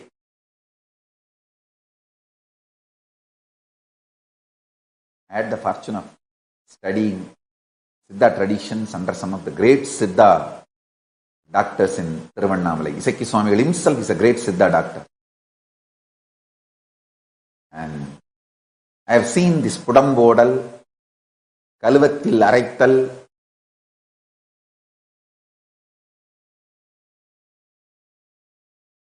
all this process I have seen.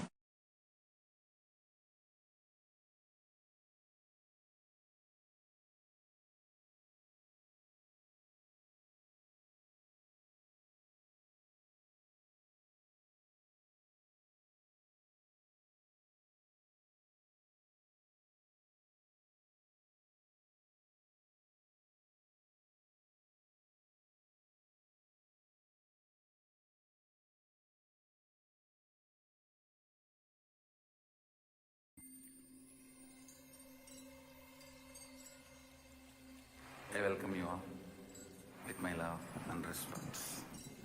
Let you all open all your three eyes. Om Nithyananda Paramashivam.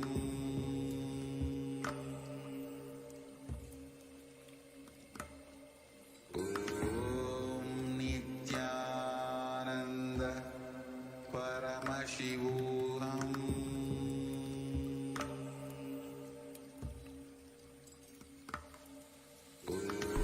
Om Nithyananda Paramashivam.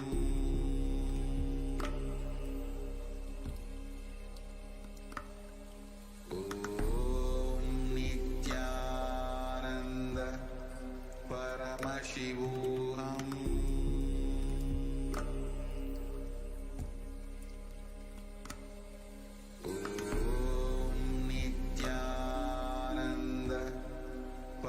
Paramashivam.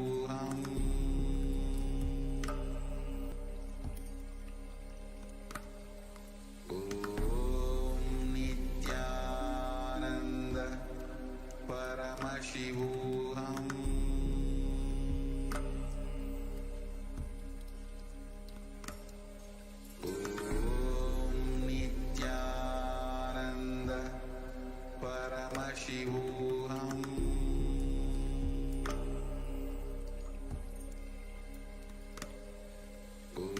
Om Nithyananda Paramashivam.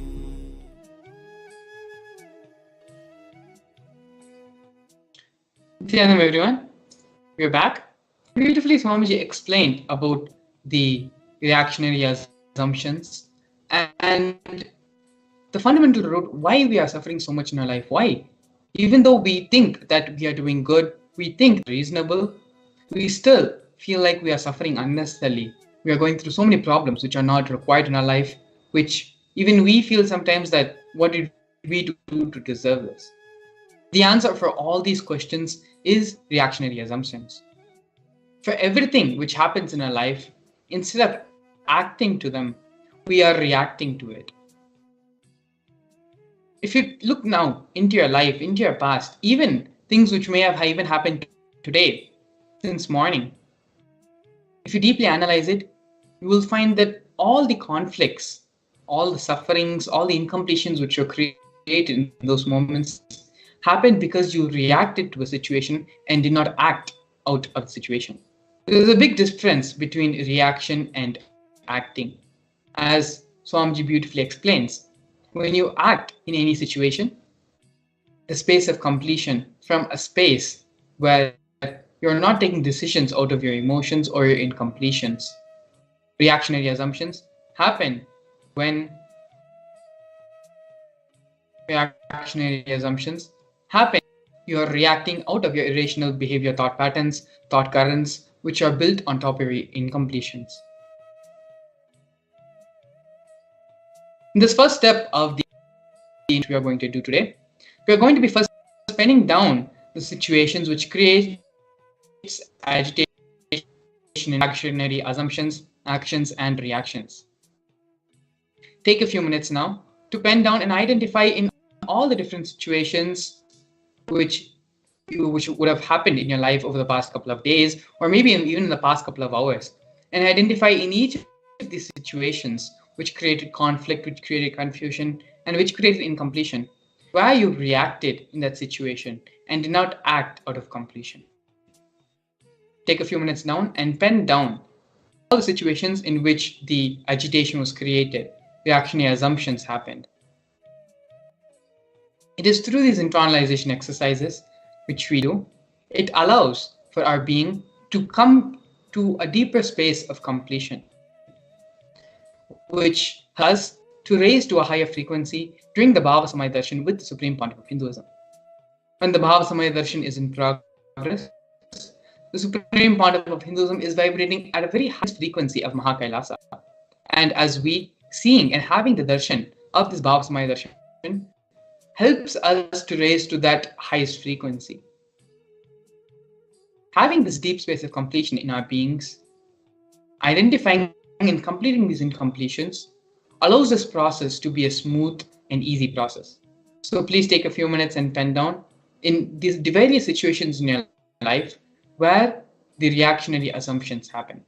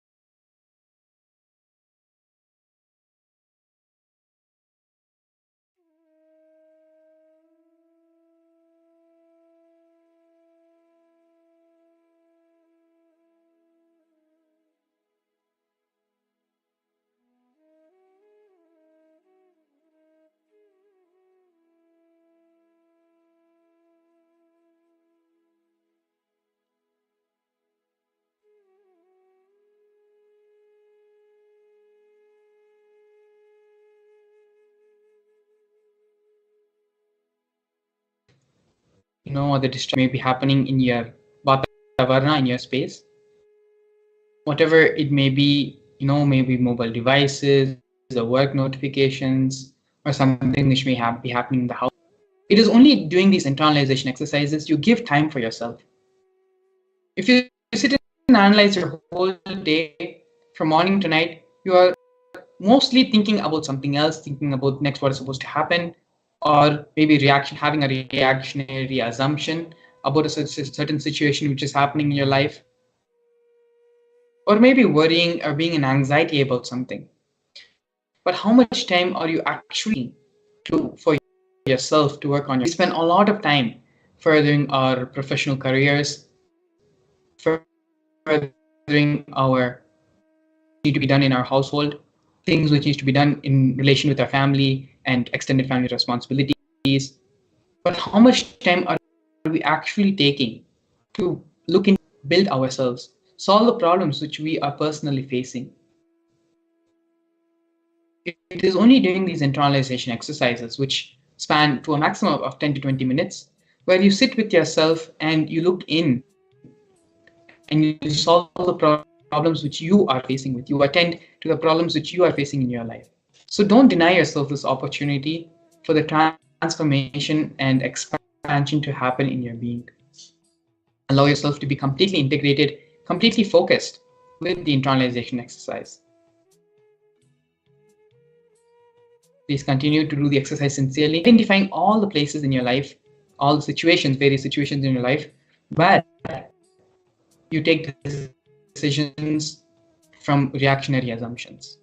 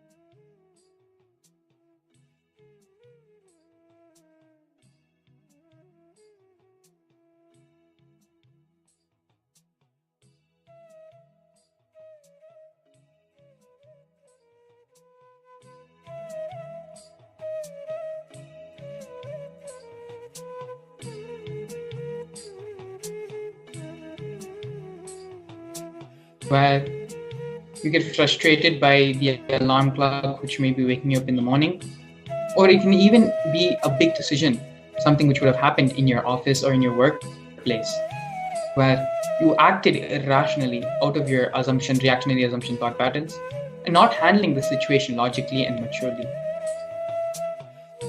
Whatever may be the scale or the scope of the situation, of the decision you take, the source, root cause, root pattern is one, is the reactionary assumption.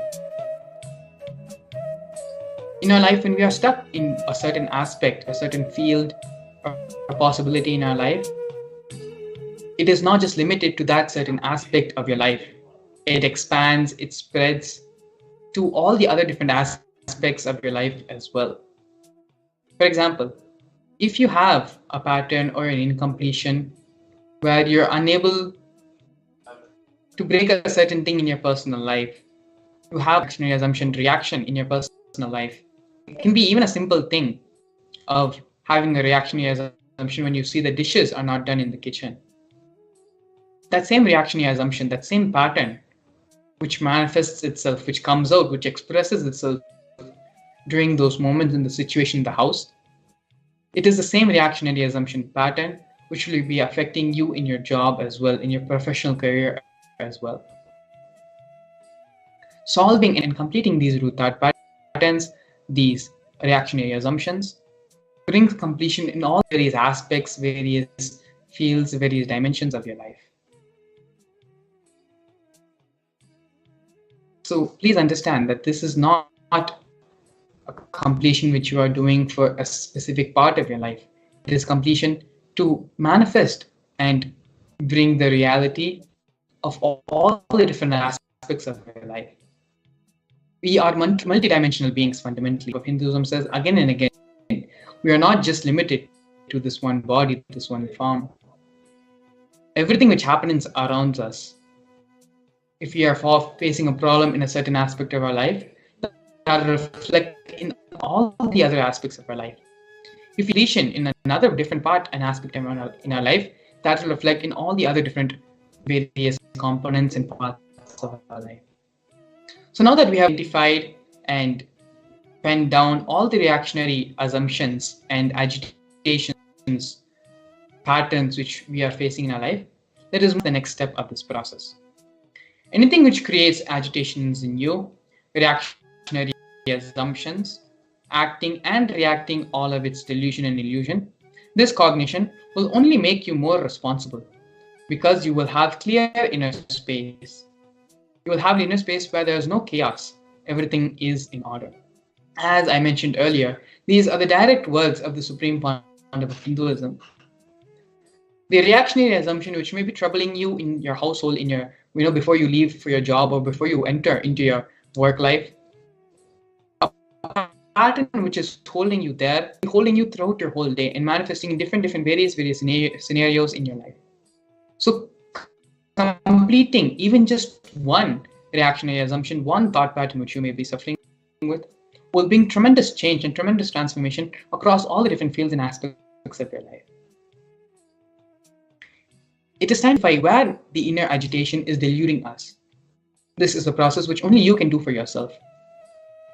Only you will be able to identify where the delusion and where the inner agitation is happening in you. Take responsibility and decide that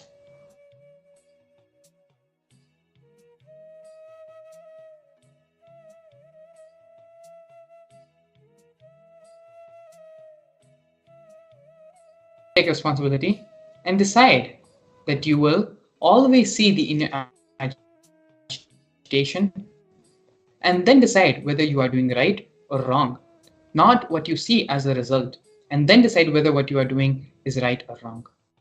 So do not be agitated because you have agitation. Do not worry because you have worries. If you realize that, you will absolutely settle down.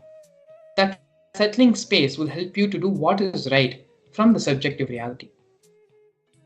The Supreme Pontiff of Hinduism is giving a very, very practical statement, very practical solution, which we can directly apply in our lives and prevent the influence of reactionary assumptions from taking control and overpowering our decision making and the way we live our life.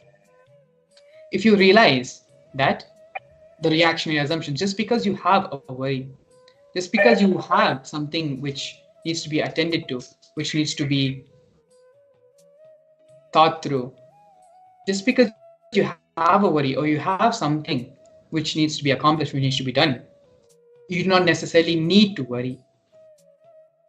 Worrying is not going to solve those problems. Having agitation, having stress about that scenario is not going to solve any problem. When you come to this conclusion, you do not need to be agitated. You do not need to worry just because you have worries. When you come to this conclusion and this understanding, naturally you will settle down and you'll be able to make the right mature cognition from the space of right maturity and cognition. You'll be able to make decisions. This is a fundamental understanding which we all need to cognize with. And it is through this understanding only can we stop living out of the reactionary assumptions and start living life so that you can manifest your full possibility. Life is a continuous challenge of the possibilities, adversities which we are going to continuously be facing. It is only your reaction, how you are going to handle the situation. Are you going to react from your reactionary assumptions, or are you going to handle that situation from a space of completion, from a space of thinking through, logically processing, and from maturity, which decides whether you will be successful, blissful, and be able to manifest your reality, or whether you will continue to be in delusion, in suffering, and blaming life for everything which is happening in your life. Coming to this decision, understanding using the practical application, the powerful cognition which the Supreme Pontiff of Hinduism has given. Do not be agitated because you have agitation. Do not worry because you have worries. If you realize that, you will absolutely settle down. That settling space will help you to do what is right from the subjective reality. Take a few minutes and sit with yourself. You can close your eyes, that is also fine. This is a sankalpa, which we all need to take, a conscious will, which we all need to take in order to come out and stop functioning from our reactionary assumptions. Please take a few minutes now and allow this cognition to sink in you and decide strongly with conviction, with sincerity, no matter what comes, you will always react from the space of maturity, act from the space of maturity, not react, act from the space of maturity, act from the space of completion, and allow completion to be the guiding force of your life. Allow Swamiji, who's residing inside you, as the God particle, as Paramashiva, which is residing inside all of us, be that the guiding force of you. When you come to this decision, you yourself will be surprised many times in your life how you're able to handle certain situations, how you're able to behave maturely and not only bring completion between yourself and others, but also bring completion in the Vatavarana, the space which you're living. So now let's take a few minutes and sit and decide strongly to act from the space of completion and not react from our compulsion, from our reactionary thought.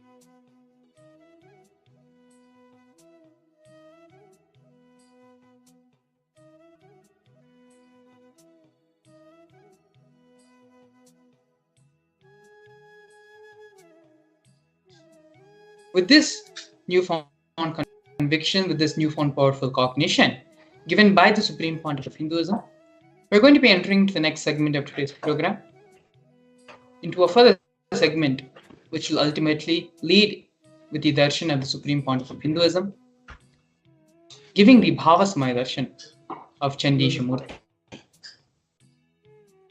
Before I leave you all for the break and to the next session, the simple process, if you had done with little bit of sincerity and little bit of intensity, you will start immediately seeing the results, the effects of this in your life.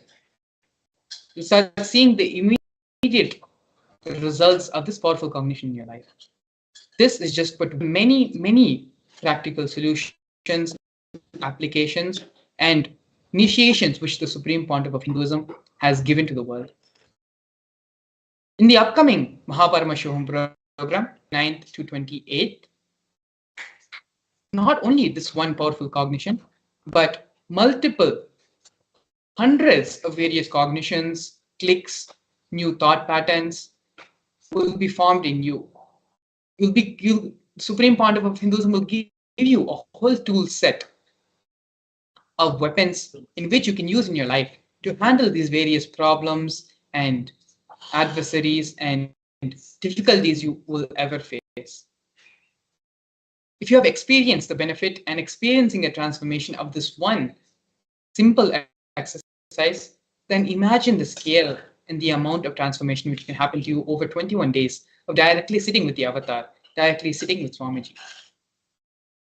So without further ado, without further delay, the registration link is being projected below. We have a QR code as well. You can scan the QR code or you can visit the website directly, paramashivam.org, and register yourself for this Paramashivam program. But directly, not only this, but multiple different problems in your life, and Supreme Pontiff of Hinduism guidance personally for you, for what you need to understand and for what you need to practice in your life. Imagine having Swamiji just for you for 21 days and attending to each and every single aspect of your life, ironing it out, and giving you the solutions which you need to manifest your ultimate reality. It's all just but filling a form away. Visit the website paramashivam.org for more information and to register yourself for this program. And so now with this, I'll lead you into the next session of today's program. Please stay tuned with us. We'll be back with you after a short break.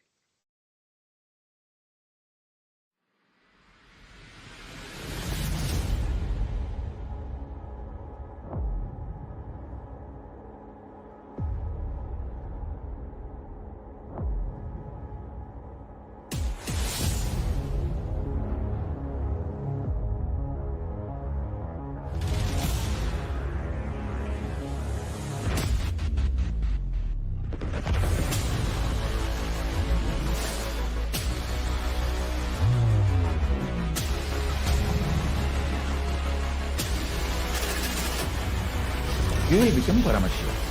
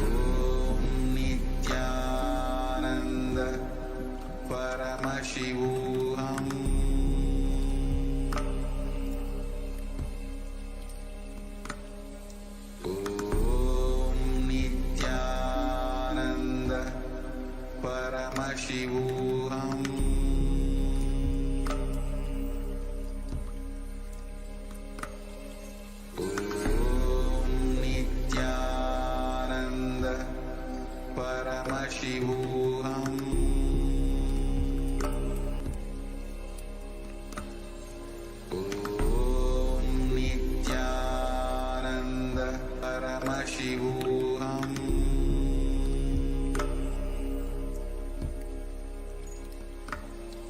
Om Nithyananda Paramashivam.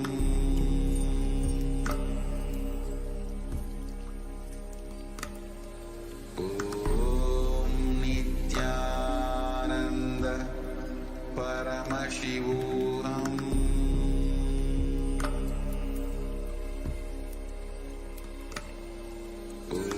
Om Nithyananda Paramashivam.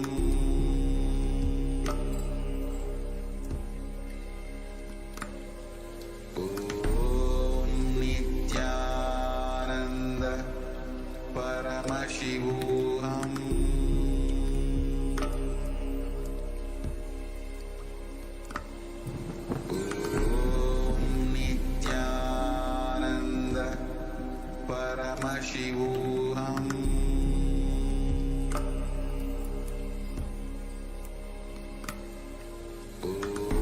Om Nithyananda Paramashivam. Om Nithyananda Paramashivam.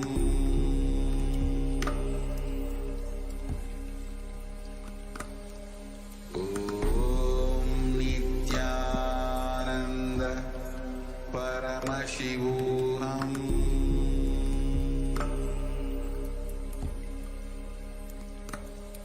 Om Nithyananda Paramashivam. Om Nithyananda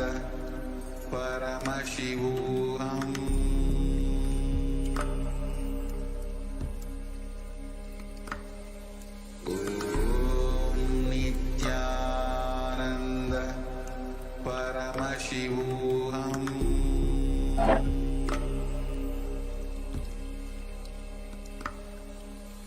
Om Nithyananda Paramashivam.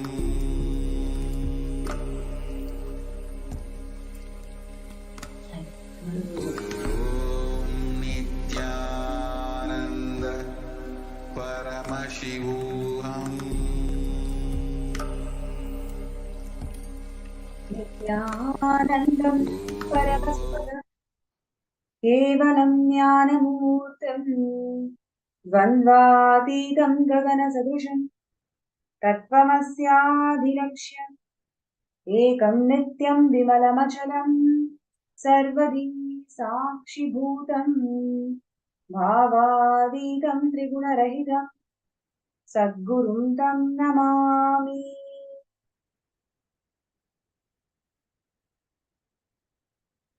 Nithyanandam, I welcome all the viewers, participants around the world in more than 175 countries, joining with us for this most divine Bhava Samadhi Darshan, manifesting through the Nijavatara of the Supreme Pontiff of Hinduism, Bhagavan Nithyananda Paramashivam. I'm sure all the viewers and participants are having amazing time every single day where the avatar is gracing us with the 64 manifestations of Paramashiva. And before we move to the most awaited moment of the day, receiving the Bhava Samadhi Darshan, this segment is going to be about one of the most important contributions of the Supreme Pontiff of Hinduism and Kailasa in today's world. As we all know, Swamiji, the Supreme Pontiff of Hinduism, is the incumbent emperor of the Surya Vamsa Surangi Samrajya. And today, in the segment, we are going to cover important contributions of this kingdom and how Swamiji has revived the Hindu democracy and Hindu governance. So, before we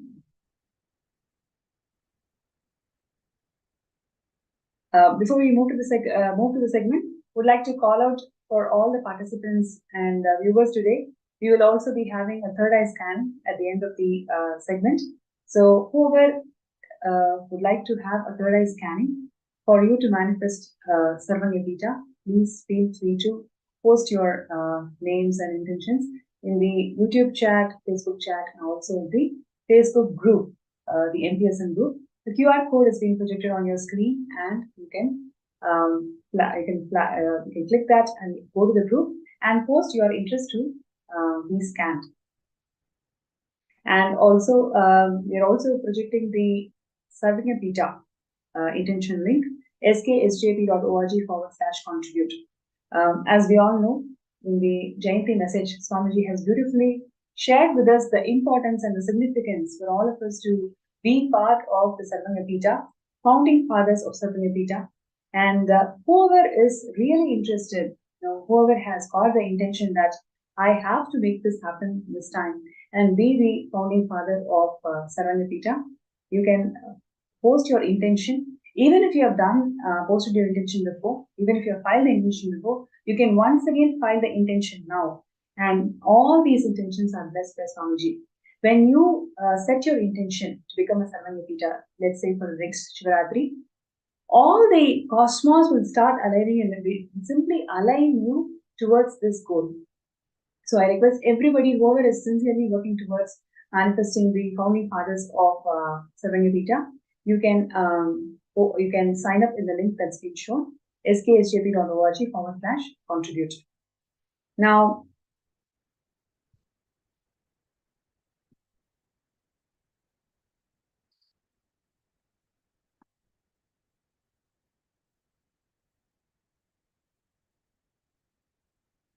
let us enter into today's segment where we will be learning about Swamiji's contribution as the incumbent emperor of Surya Vamsa Surangi Samrajya.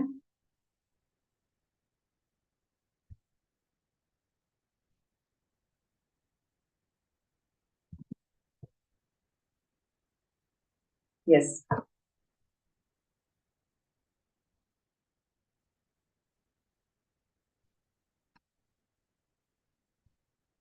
So how many of you have heard about the sun lineage? How many of you have actually connected or even thought about, okay, how does the sun lineage start and what are the various contributions of this Surya Vamsa lineage? You can see that literally this lineage has significance and its presence marked in all the 56 deshas of Hinduism, Sanatana Hindu Dharma.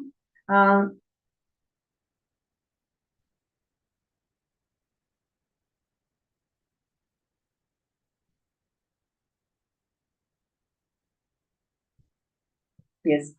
So you can actually see here the Surangi Samrajya. It actually prevailed as a very important enlightenment ecosystem, and which had its tremendous rich tradition in terms of art, architecture, governance, festivals, many more. And Swamiji is the incumbent emperor of the Surya Vamsa Surangi Samrajya. And today we'll just take a quick look about the whole divine lineage of this Surya Vamsa. It starts from the Lord Surya, Bhagavan Surya. And from Bhagavan Surya, this Vaivasvata Manu, the one who created this Dharma Shastras, Manu Shastra, current days Kairasa's jurisprudence, which literally laid out the principles that governed the entire Hindu ecosystems. How each and every segment or the varna in the society operated, and at the same time how each of these segments can literally coexist together by contributing uniquely for that ecosystem. So in today's world, coexistence is something, an alien term, I can say. It's mainly because we always feel that one has to compete with each other. One's downfall will raise to somebody's progress in life. That's how the capitalistic mind is being tuned in today's society. But in ancient Hindu samrajyas, it is always coexistence, and the foundation of this coexistence is laid out clearly in Manudharma Shastra, which is what Swamiji is reviving today in Kailasa's jurisprudence. So from sun god, it is Vaivasvata Manu, and from Vaivasvata Manu, King Harishchandra, right? King Harishchandra, then Bhagiratha.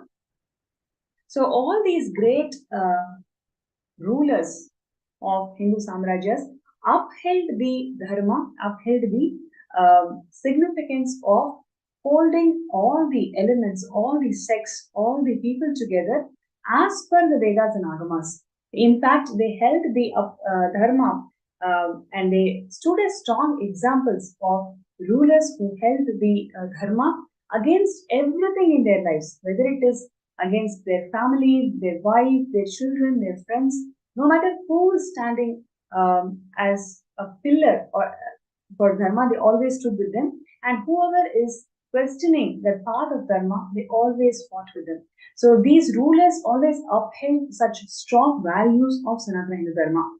And Lord Rama, the ruler in the lineage, great incarnation, and Swamiji, Swamiji's has established the Adi Kailasa Nithyananda Saranapita in Vididi, right, from the 2000 onwards.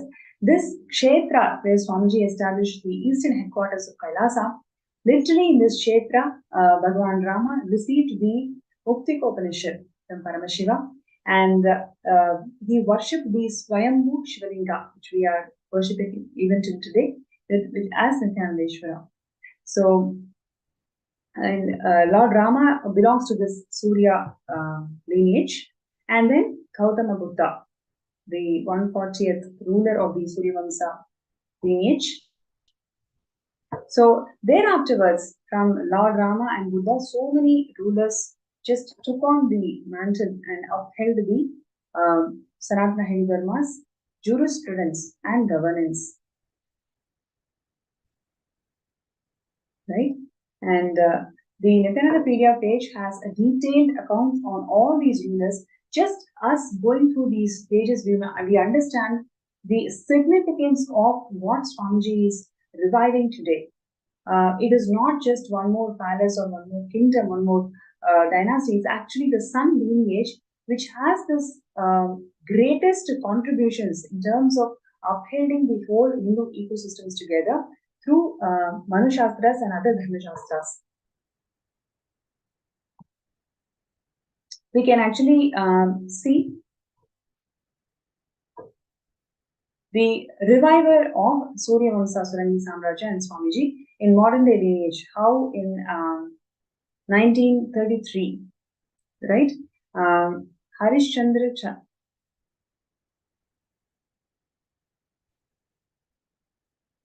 just a second.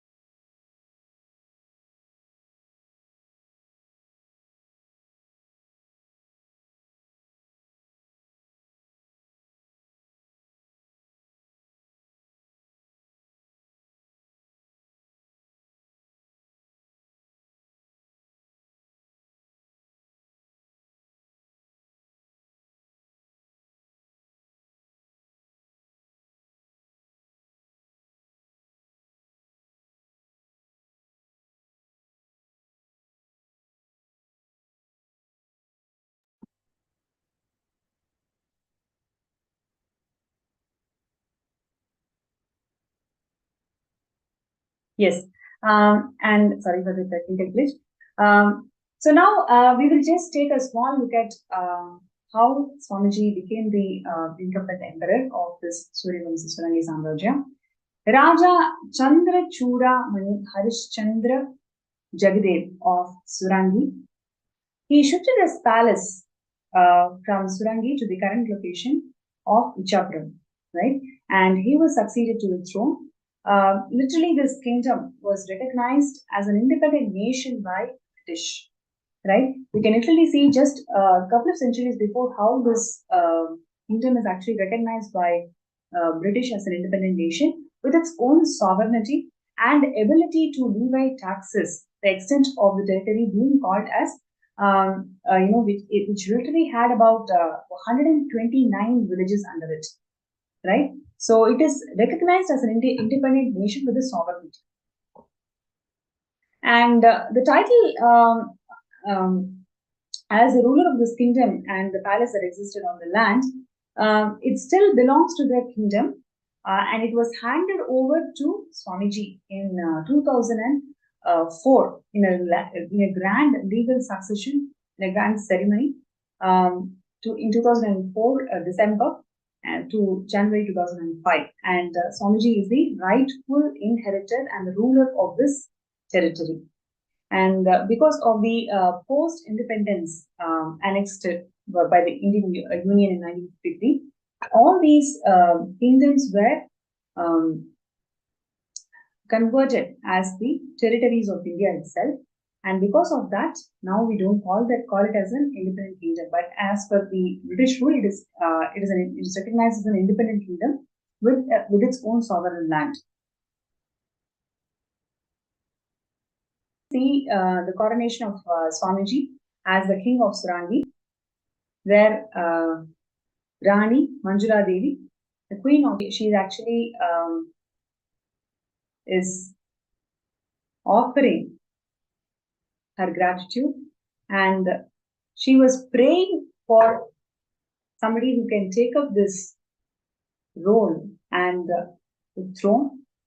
She was praying to Paramashiva, and Paramashiva showed Swamiji in her dream, and after which she comes and offers this entire throne to Swamiji in 2004 itself.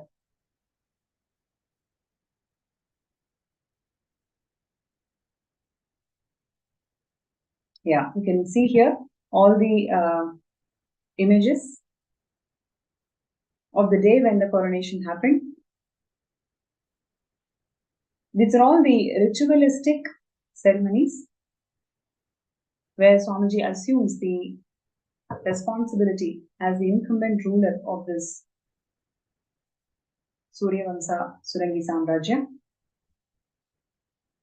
Yes, here you can see Manjula Devi is actually offering gratitude and Pada Puja and actually offering the throne.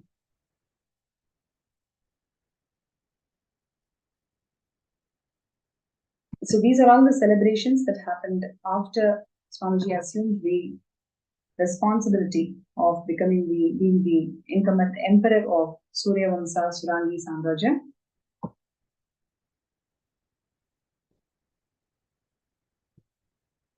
Yes.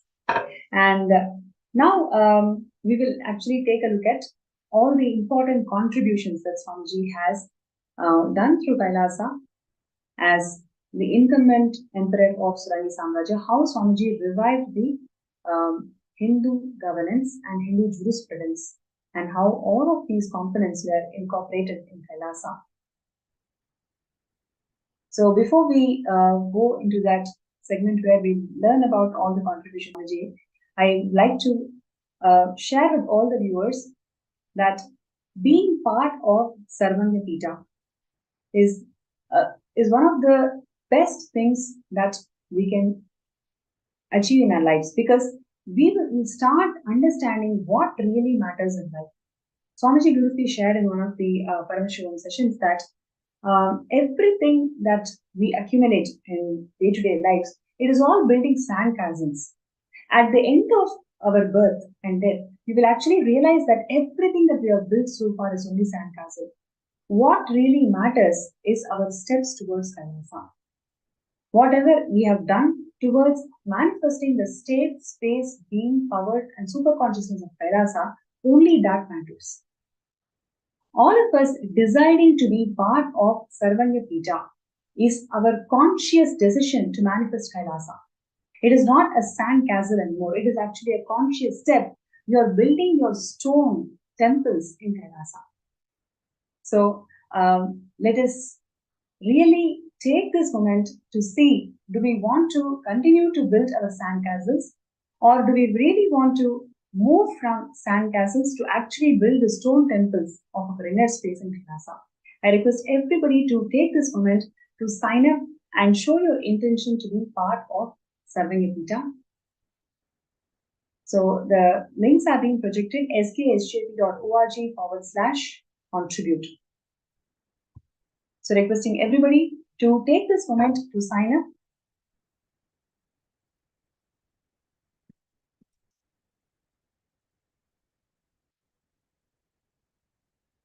sksjp.org/contribute. And before we learn about more contributions of Swamiji in reviving the Hindu governance and Hindu jurisprudence, in reviving all the contributions of Surya Vamsa in today's world, we will just take a look at the video where Swamiji is sharing the importance of Kailasa.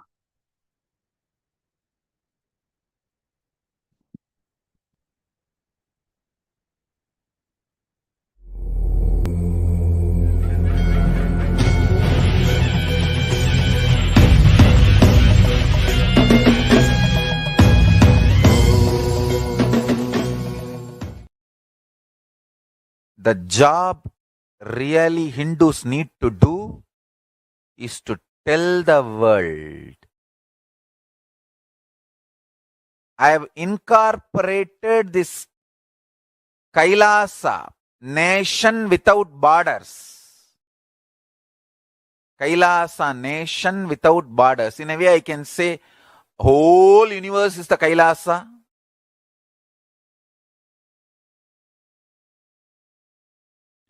Kailasa, nation without borders. I've incorporated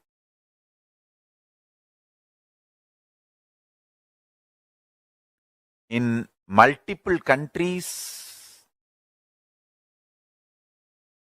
Each Kailasa will function in their own countries as per that country's law, within that country's law.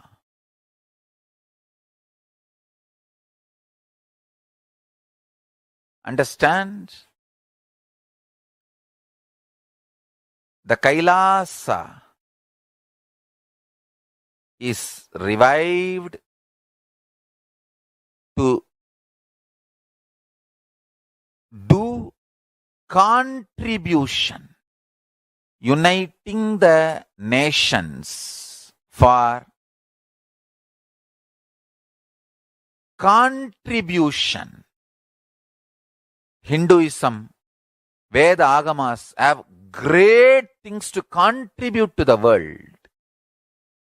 Like the great power manifestation science, the ancient culture and arts, the ancient lifestyle truths, the ancient medical practices and medicinal knowledge, the ancient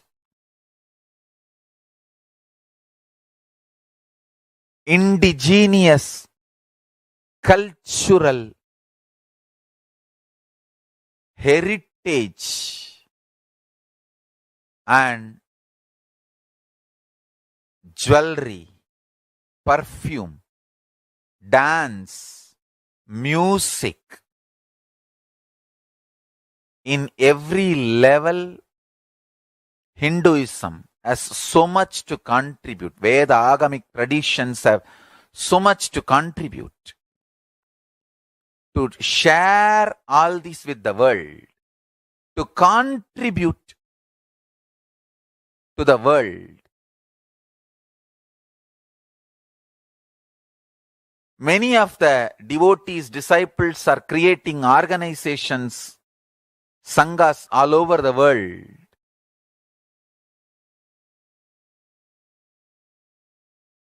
Uniting nations for the purpose of contributing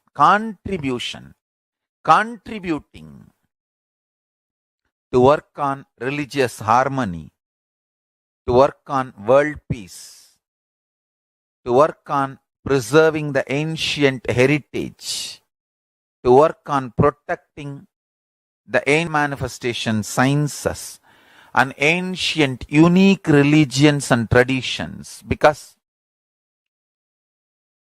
people are trying to destroy indigenous cultures, the racists and supremacists. Racist supremacists are trying to destroy indigenous cultures all over the world, calling them cult and calling them all bad names and destroying them. All those indigenous traditions have so much to contribute to the humanity and the world. All of them need to be protected. All of them need to be safeguarded.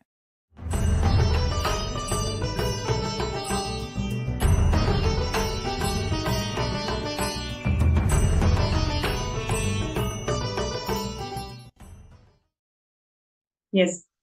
And now we'll take a look at some of the very important contributions that Swamiji has done in the last 2 decades in reviving the ancient Suryavamsa Surangi Samrajya, especially the Hindu governance, Hindu democracy, and Hindu jurisprudence. How Swamiji has revived it consistently and constantly over the last 2 decades. Let's take a look at it.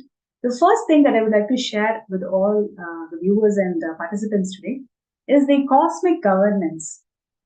How have you ever wondered how Paramashiva is governing the whole cosmos?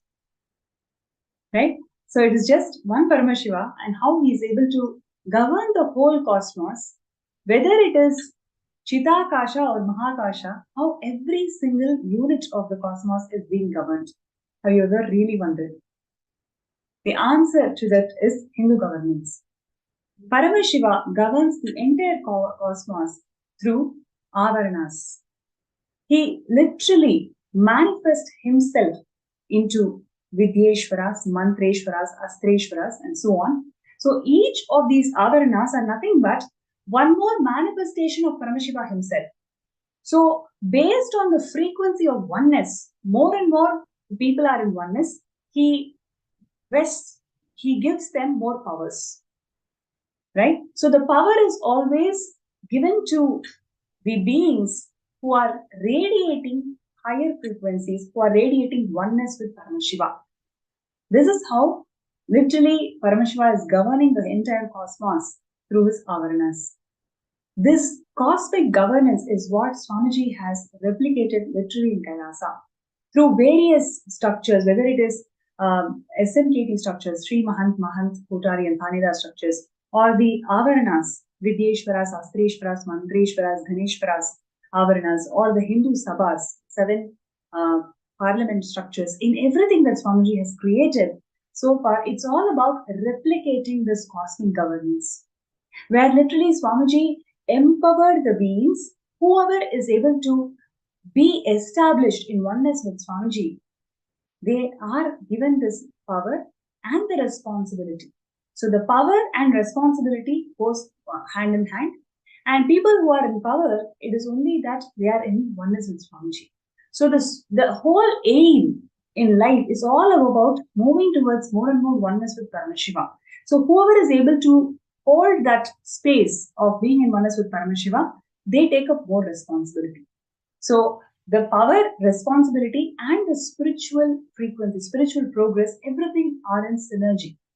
So that is exactly how Swamiji has established the whole Kailasa in the last 30 years.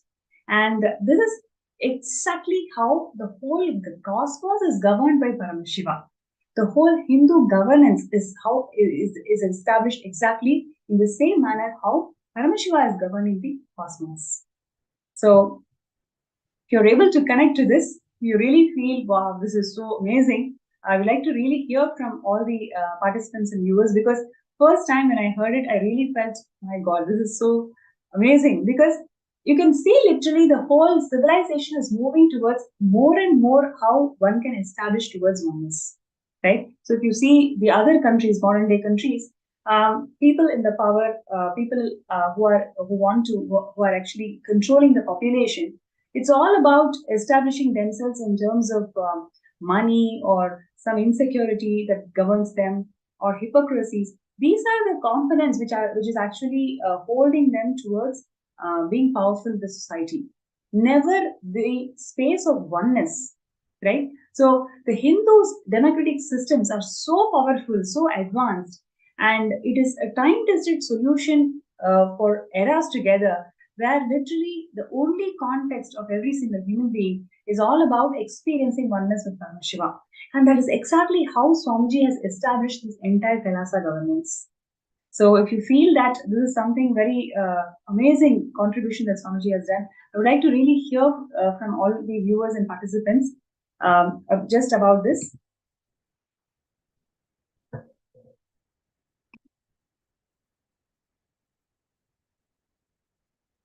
Yes. And next important contribution that Swamiji has done in the revival of Suryavamsa Surangi Samrajya is responsible democracy. Right? How many of you are able to connect to this word called responsible democracy? Always, the current day issues, if you see, the democracy is vested in some yellow journals and media outlets who want to publish the material or the content that gives them money, that gives them TRP. There is no focus or the context of truth that actually is vested in this media-based democracy. In fact, the media disinformation is a highly criticized subject in today's world, and I'm not going to go into the details of it, but I'm sure all of us can connect to it, can relate to it. It is almost synonymous that don't ever watch the media anymore, because the whole news is always tainted. That is the sentiment that I'm sure all the common people are right now in. But in Hindu ecosystems, it's all about responsible democracy. Now, what is responsible democracy? Swamiji always shares that being integrated to the principles for what you believe in, right? So, if you take the whole Suryavamsa lineage, all these rulers, whether it is Manuvidi Chola, whether it is Bhagavan Rama, whether it is Bhagiratha, so many rulers always established themselves in the principles of whatever they were into, they established themselves and shown themselves as an examples for generations to live. Nothing actually stood between them and the principles that they believed. So the responsible democracy is all about empowering that aspect in you, where you start feeling that I am responsible for everything around me, and you exercise the power, you exercise the authority from the context of responsibilism. It is never about violating, it is never about misusing, it is never about exploiting somebody's weakness. It is all about taking responsibility of what is happening around you. So this is exactly how Swamiji has established the entire Kailasa governance, where it is all about responsible democracy. Whoever is feeling that they are responsible for what is happening around them, they get empowered in the Kailasa governance structure, right? So more and more you feel that, yes, I'm responsible for this, more and more you get empowered, because you and change the lives around you, right? In today's world, I'm sure you can see it's all about blame game, right? Whether it is in politics, if you just take first two headlines of what we are having in the newspapers today, it is all about blame games. Who blames who? But the responsible democracy that the Hindu ecosystems were established, it's all about who is telling that, okay, I'm responsible for this and I'm going to fix this. Whether you truly feel you're responsible or not, but really understanding and emphasizing this responsible democracy is what Swamiji has given to this world as most important contribution. If you say the entire Kailasa governance is all about responsible democracy, right? And this world really requires every single principle that the Kailasa is built on. Whatever Swamiji has revived for last 30 years is a precious gift that the humanity cannot miss. If you feel that yes, this is something which everybody wants, you must sign up for Sarvayapita.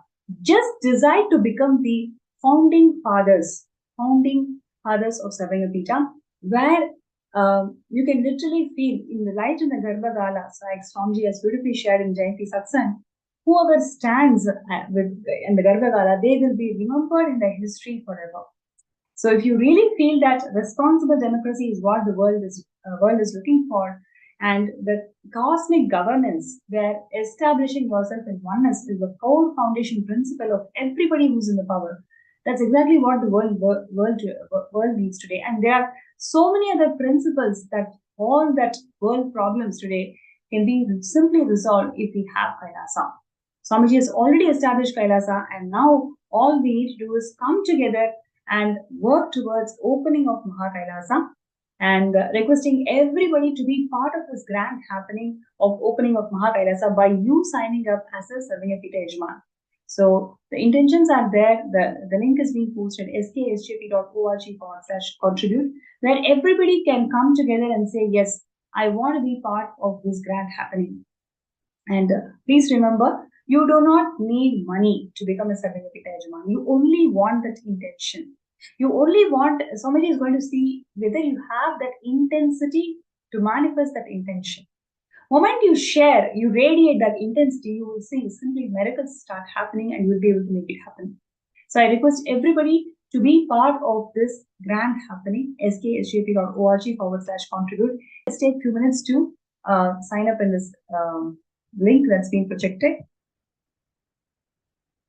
And now I'm going to take a few minutes of your talking about the we spoke about responsible democracy. Now, how this responsible democracy, what is the origin of this?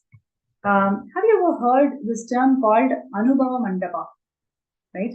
So this Anubhava Mandapa is something that started evolving in the medieval period of Sanatana Hindu Dharma. Literally where people from different thought patterns, right? Okay, let's say, for example, there is some issue that we are discussing. For example, let's say vegetarianism. Does the society have to adopt vegetarianism or not? This is the problem statement. And now, people from different thinking cultures, they all come together, they all present their views. What is acceptable as per their culture? When I say acceptable as per the culture, it is not independent views, but rather what does the Shastra say? What does the scripture of their culture define? So you present all their views and understand what is the advantages and the disadvantages that is coming from different traditions and make an informed decision. So that is called Anubhava Mandapa. And this Anubhava Mandapa is a beautiful piece of parliamentarian democracy. And needless to say, we can see today, literally there is a stats that defines that more than 40% of parliamentary sessions do not happen because of the constant clashes between the ruling party and the opposition party. Literally 40%, right? So that's the state of affairs that we are in today. But those days we used to have the Anubhava Mandapa, where people from different cultures, different thinking traditions used to come and present their views, and all of these were taken into account to come to an informed decision, right? So this is exactly what Swamiji is reviving today through Hindu votes, right? Last few years, I'm sure you've seen so many beautiful contributions of Swamiji in Hindu votes.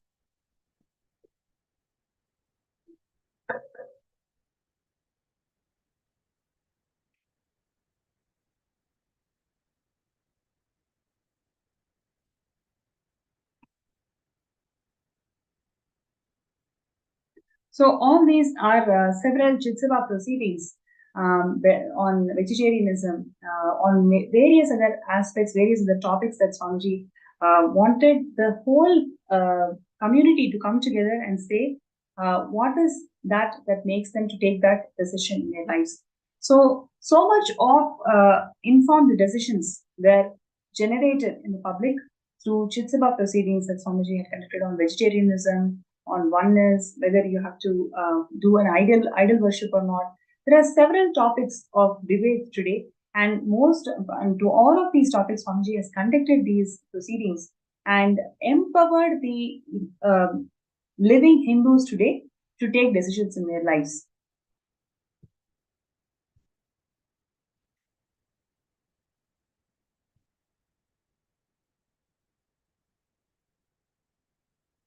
Right. And Kailasa provides that platform to one and all where you can express your point of view, and all these point of view will be checked or referenced across the views that Agamas and Vedas prescribe.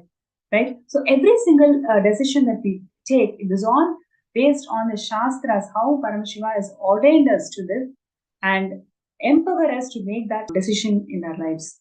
So Hindu votes, responsible democracy, these are all some of the most important contributions of Swamiji in terms of reviving the Surya Vamsa tradition.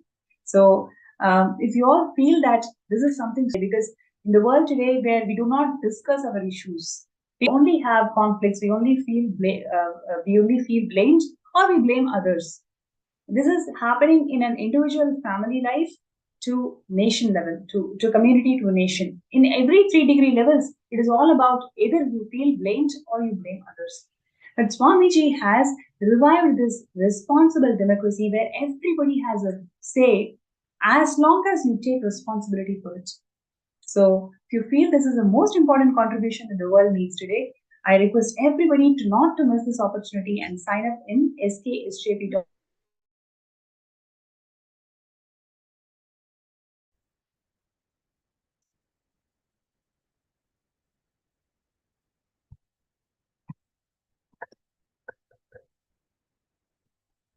So while we take a few minutes to sign up in the intentions, let's take a look at the video where Swamiji is sharing more and more details on why we need Kailasa today.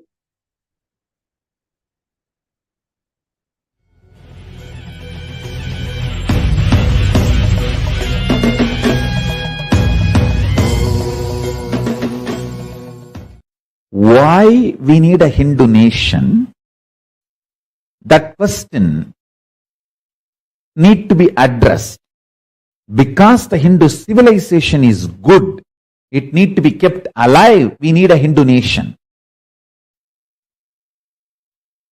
But the civilization is getting destroyed in extremely alarming speed. Hindus are neither ready to wake up, and anyone who is even trying to wake up the Hindus is targeted and destroyed brutally. Fortunately, with the grace of Paramashiva, I am still alive. I am not killed. I did not fall. But the number of attempts on my life and the lawfare done on me and the defamation, destroying my identity, all this is enormous. If you see the volume of atrocity material generated on me in the internet, you will be shocked. Listen carefully. I want Hindus to know this truth. Understand? The target of anti-Hindu elements is not me, you. Because I am defending all of you, I am being targeted. Listen. Wake up to that. Oh Hindus, the target of anti-Hindu elements is not me, you. Because I am defending you, protecting you, they are targeting me. Wake up to this truth. Let me reveal some of these truths step by step. First, India has two layers: civilizational nation, territorial nation. The threats territory is facing, all of you know. But the threats civilizational nation is facing, unsaid.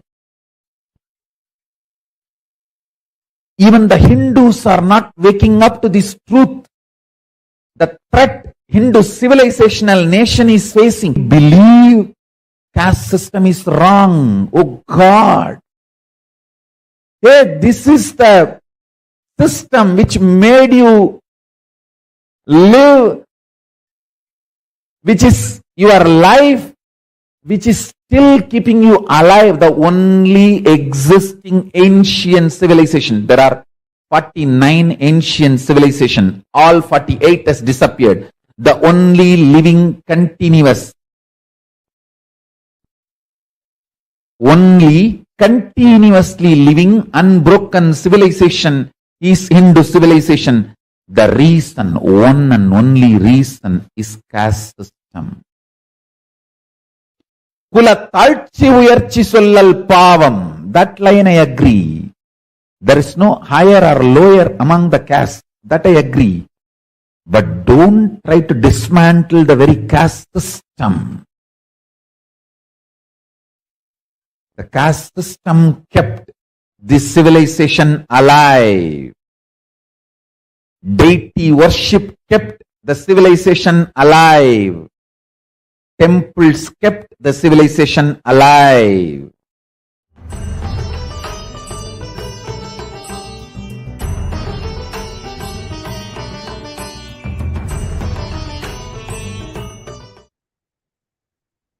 Yes. And welcome back. And one other important contributions that Swamiji has given to this world in reviving the Surya Vamsa is conducting Nitya Dharma shows. So these are all the way how Swamiji revived the Hindu courts, right? If you see all the Nitya Dharma shows where Swamiji literally resolved the conflicts in Hindu families as per Vedas and Agamas, whatever Vedas and Agamas has prescribed and whatever Manu Shastras has empowered the whole humanity to live in. Based on that, Swamiji had given the solutions to resolve the Hindu conflicts, to resolve the conflicts in Hindu families. So, Nitya Dharma is one of the beautiful contributions that Swamiji has done in reviving the Hindu jurisprudence and Hindu governance in the communities. So, whether it is in terms of replicating the entire cosmic governance, the Avarana structure in the entire Kailasa's governance, or that which is in the nation level, or introducing this Anubhava Mandapa, they are encouraged to discuss, participate various thought currents based on Shastras and coming together to take a resolution. Or in the level of a family where the families are encouraged to resolve their conflicts based on what Manu Shastras has ordained and given us. So in all three levels, whether it is in terms of a nation or in terms of a community or in terms of a family, in all three levels, Swamiji has revived this Hindu jurisprudence and Hindu governance and revived these elements, these Shastras and sciences of Surya Vamsa Surangi Samrajya. So the profound impact of all of this is what we are seeing, a very blissful, peace-loving community and a nation that Kailasa is today. And that is why all over the world, several nations are coming forward to sign the bilateral relations with Kailasa in terms of in terms of radiating the oneness and peace-based community and society in the world today. So I request everybody, whoever feels that this is a very important cause that all of us must come together and participate. I really feel that serving a Pita is an opportunity that none of us can miss in our lives. It only means that you are saying yes to a society which is peace-loving, which is established in the principles of oneness, which is more empowering each and everyone on coexistence. So when you sign up as a serving of the Yajman, you're telling yes to a society which is all encompassing and empowering the coexistence. So requesting everybody not to miss this opportunity and sign up as a founding fathers of Kailasa. Your decision to become Sarvangapita Yajaman now will empower you to become a founding father of Kailasa. So requesting everybody to sign up sksjp.org/contribute. And if you are really inspired by all these various contributions of Swamiji, you can post your interest, your comments in the Facebook group, in YouTube comments, etc. And we can take a look at this video where Swamiji is sharing the importance of Kailasa Nation. Before we get into a segment where we have a speaker who's going to share his experiences of being with Swamiji, being part of Kailasa, and why Sarvangapita.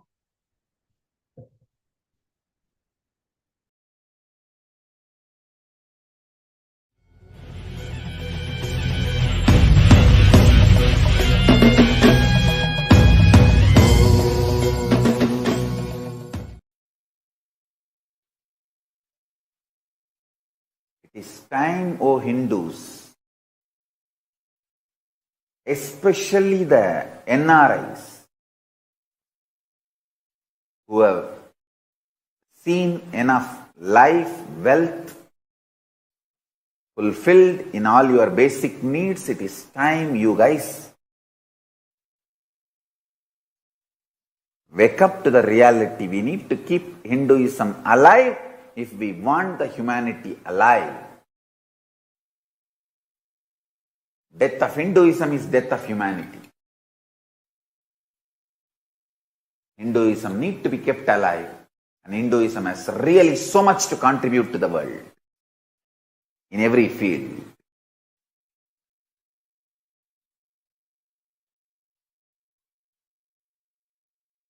Hinduism needs to be kept alive for humanity to be alive. Hinduism has a purpose. It should neither be diluted nor destroyed. Everything about Hinduism should be made legitimate. The Hindu judiciary, Hindu administration, Hindu economic principles, Hindu constitution, Hindu medicine, Hindu physics, Hindu astrology, Hindu astronomy, Hindu methodology of measuring time, Hindu chemistry, Hindu alchemistry, Hindu biology, Hindu sexology, Hindu sociology, everything should become legitimate. Kailasa is revived to keep this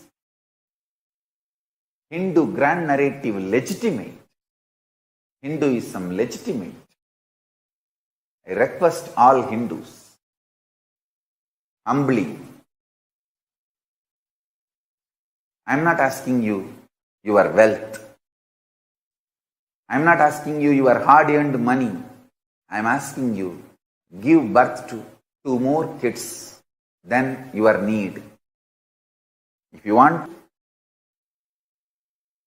to take care of you in your old age, give birth to 5.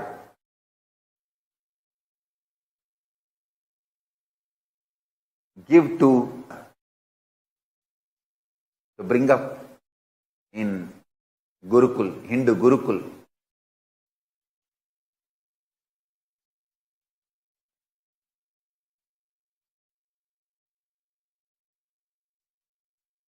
You have to, you give 2 to the Gurukul. Let one study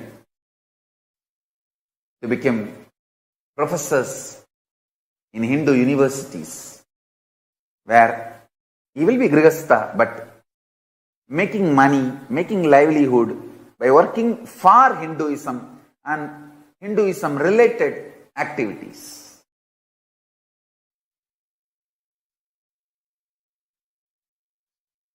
Understand? I'm only asking you,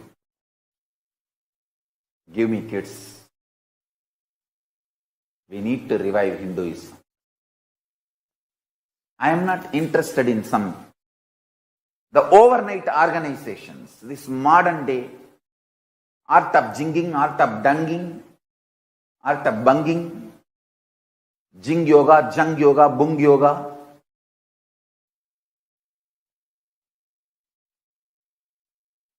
The overnight popular theology light. Ooh, laugh, love, little jing, jung, dance. No. I am interested in reviving the authentic, ancient, most authentic Hindu enlightened civilization. I am interested in building stone temples, which may take my whole life, but which will be there till the sun and the moon is alive.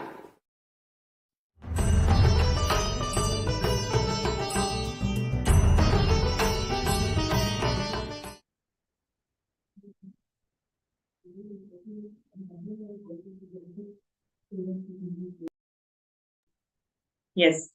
And now in this segment, we are going to have a very interesting speaker, Saurav Ganejaji from USA, and he's going to share his experiences of being part of Kailasa and how his journey with Swamiji was, and how he's a founding Sarvanyapita manifester. And he's going to cover a whole lot of topics, and it's my pleasure to welcome Sauravji to the show today. Nithyananda Maya. Nithyananda, thank you very much for having me. Always a pleasure. Yes.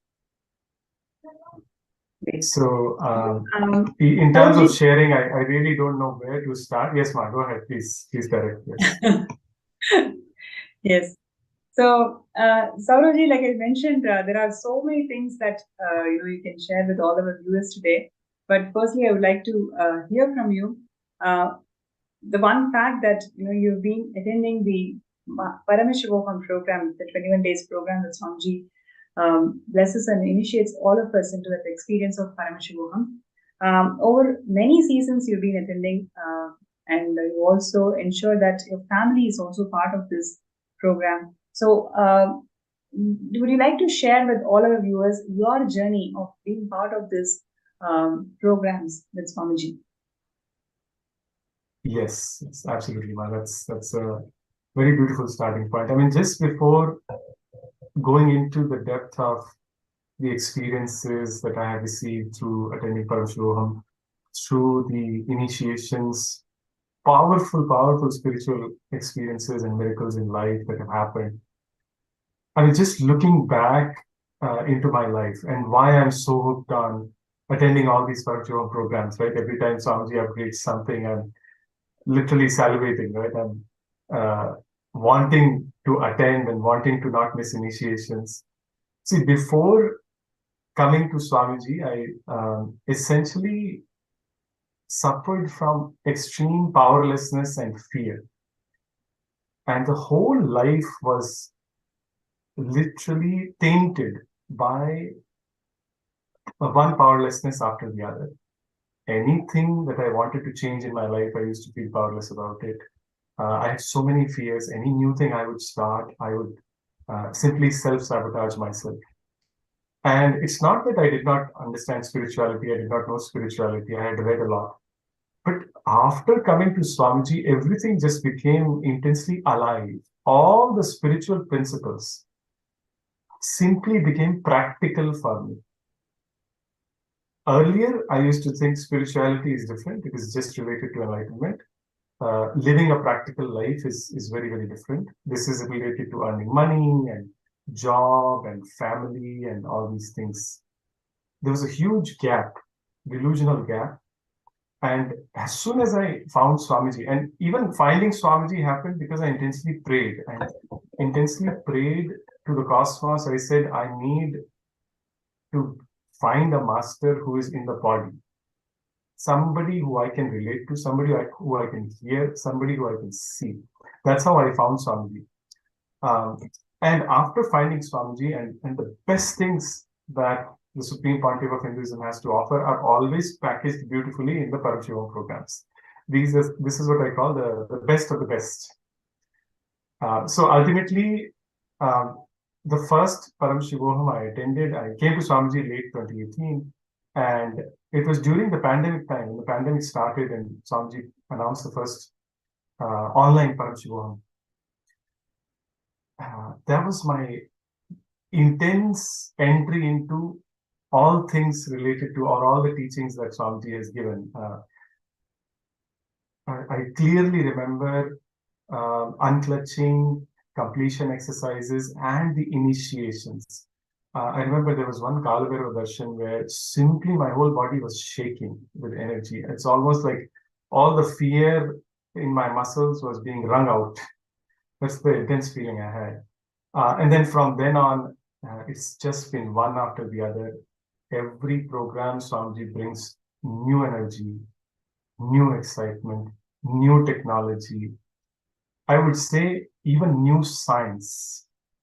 I don't consider Swamiji just as a guru or the incarnation of Paramashiva. I also look at him, I also connect to him as the best scientist. Because when he brings something new and he gives the initiation, he also gives the jnana behind it. You know, whether it's Navakanda Samadhi, Yoga Samadhi, or any of the new powerful initiations that we have been receiving through the past couple of programs, he provides beautiful scientific construct and context. And as somebody with my background, because my background is in engineering and finance, I think that really connects with me. You know, here's the initiation, and here is how exactly it's going to work in your being, in your system. So anyways, a long story short, Paramashivam is literally a life-transforming experience. It was when I started with my first Paramashivam experience, it still is, and in the future it will continue to be. There is absolutely no doubt in my mind. I would suggest anybody who doesn't have the time, who feels stuck, just connecting to Swamiji and praying, everything he takes care of. How the time will be managed, how family will be managed, how job will be managed. I'm actually an example of that, because until 18 months ago, I was in a 9-to-5 job. And because of that, I was missing many initiations and live darshans from Swamiji, which used to happen afternoon New York time. One day, I just decided enough is enough. So I intensely connected to Swamiji and I said, Swamiji, I don't want this kind of job anymore, which does not allow me the flexibility to attend all your live initiations. And 6 months later, I was done with my job. And I basically started a brand new way of sustaining myself financially. So how beautifully things just realign in your life, and how beautifully by making a sankalpa to connect to Swamiji, to his teachings, to his mission, how beautifully it just simply rearranges everything around you, your family members, your environment, the place you are at, everything gets taken care of. So, in a nutshell, I cannot recommend attending Paramashivam more than this. I mean, it is a life-transforming experience, absolutely. And for each and every participant I've seen, the same thing. Everybody has seen miracles in their life. Yes. That's really beautiful, yeah, because I'm sure many of us can simply resonate with it. And the upcoming Paramashivam program is starting on 9th of February. So do not miss this opportunity. All the viewers, all we can do is just set the intention that we want to be part of this program, and rest of all the things, whether it is your time or treasure or, the mind sometimes, how I'm going to make it happen. Any of the issues, any of the obstacles, Swamiji is going to clear. From our side, let us set the intention. So you can sign up even for Paramashivam program. The sign up link or the intention link is the same, skshp.org/contribute. So the best part now is any contribution that you make towards your Mahaparamashivam, it will be considered towards the Savanipita also. So requesting everybody not to miss this opportunity, like what beautifully as Sauravaya was sharing, each and every initiation literally molds you to a whole new experience of you, right? And Swamiji gives the jnana or the science behind each and every initiation and takes us all to that experience itself. So don't miss this opportunity, and requesting everybody to sign up in the skshjp.org/contribute. And Saurav, the next question that I would like to hear from you. Yes, you have done so many programs, and you've done so many programs, and you have got solid experiences, right? And from this solid experiences, how did you want to? How did you decide to become part of Kailasa? In what way you wanted to become part of Kailasa, and your journey in taking steps towards that? Would you like to share with all of us? Yes, Nisma, thank you. Absolutely. Swamiji always says time, treasure, talent. These are the three most important ways to contribute towards Kailasa. I think before I came for sharing I was listening to the segment that was going on where how beautifully Swamiji is reviving the enlightened ecosystem, the Suryavansha ecosystem, the laws that used to govern the enlightened society, and how they can contribute even in the modern times. And unfortunately, when we look around, each country essentially is separate from the rest of the world. Each country has their own agenda. Every group of human beings is fighting for their personal selfish agendas. So something needs to change, and all the world problems like global warming, terrorism, etc., cannot be solved by individual countries alone. There has to be a uniting force, and I genuinely believe, with all the contributions that Supreme Pontiff of Hinduism has made, that Kailasa is that uniting force, which can bring people together across borders towards common values of life positivity, and ultimately the enlightened way of living. So from my personal perspective, I have simply opened myself up to contributing to Kailasa in any way possible. I mean, I have two little kids, so naturally there are some family constraints from that perspective. But ultimately, what matters to me is any opportunity to be involved in a Kailasa project, I should grab it. One of the beautiful privileges that I've had recently is to interact with Kailasa's United Nations team. And recently I was part of the Kailasa contingent for two such events. One was the Diwali celebration at the New York City Mayor's place, where Kailasa had a huge contingent. And the recent one, which I'm sure all of our listeners have heard and seen, is the bilateral signing, the treaty city of Newark here, which is very close to where I live actually. And just going through that experience and how even people here in the US, people in the governance in the US, how they are amazed by the contribution that Supreme Pontiff of Hinduism has made, and how moved they are to see the wide range of contributions is just so empowering. And it has been simply a privilege to be part of these contingents and representing Kailasa. So that's one area where I have been trying to contribute, and hopefully in the future with Swamiji's grace we'll be contributing more. The other way, obviously, is I'm an SJP manifester. I genuinely believe, I look at the cosmos, ever since coming to Swamiji, I look at the cosmos as a mirror.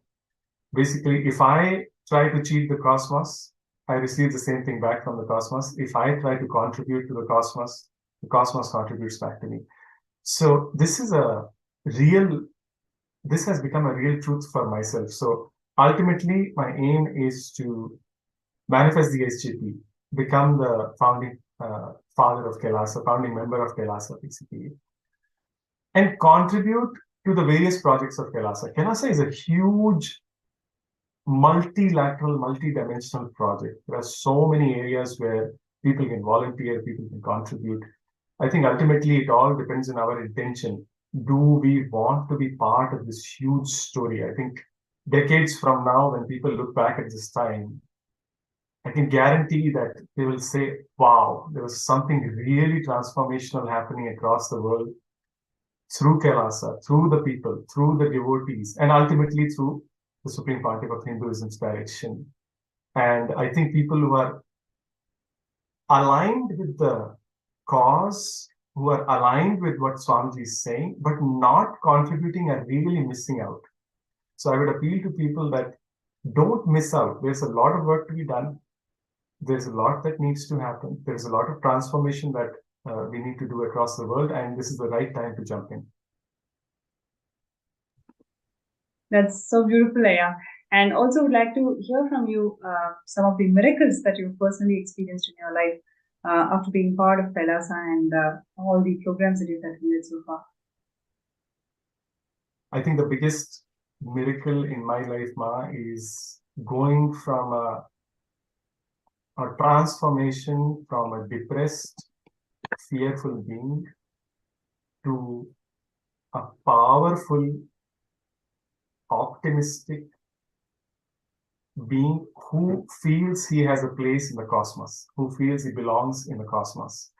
I mean, philosophically aside, but I genuinely feel a huge shift in the way I approach life now after coming to Swamiji.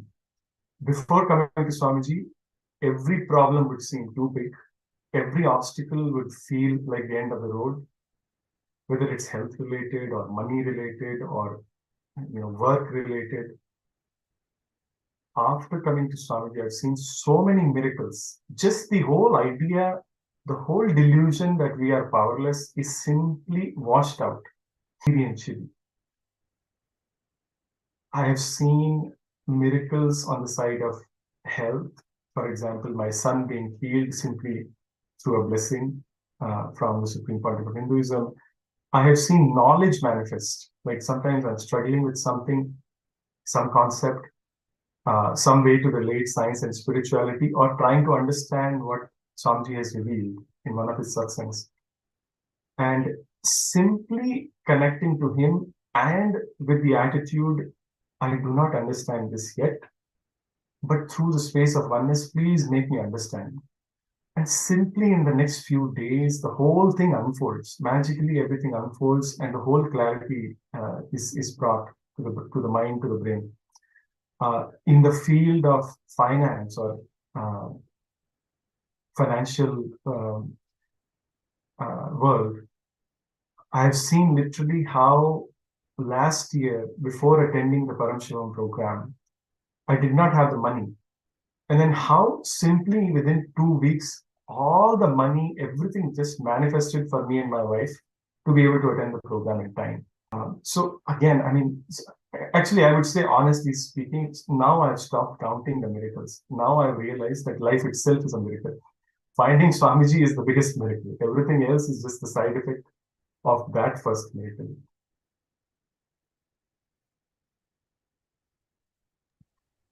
That's really nice, Aya. Like finding Swamiji is the biggest miracle. So true. So fortunate as all of us are for having Swamiji in our lives, where literally all of us are personally guided, receiving all these amazing initiations. Next, we are going to be having Bhava Samadhi Darshan of Swamiji. What a fortunate life all of us are in when Incarnation himself has descended and reviving Kailasa. This is the most important moment in our lives where Swamiji, in fact, we shared in the Jayanti Satsang that whoever is deciding to be part of this founding fathers of Kailasa, your Janma Sabalya, meaning the time that you've taken birth, right from the time you were an amoeba till now, every single lifetime and life form is going to be simply fulfilled by your decision to be part of founding fathers of Kailasa.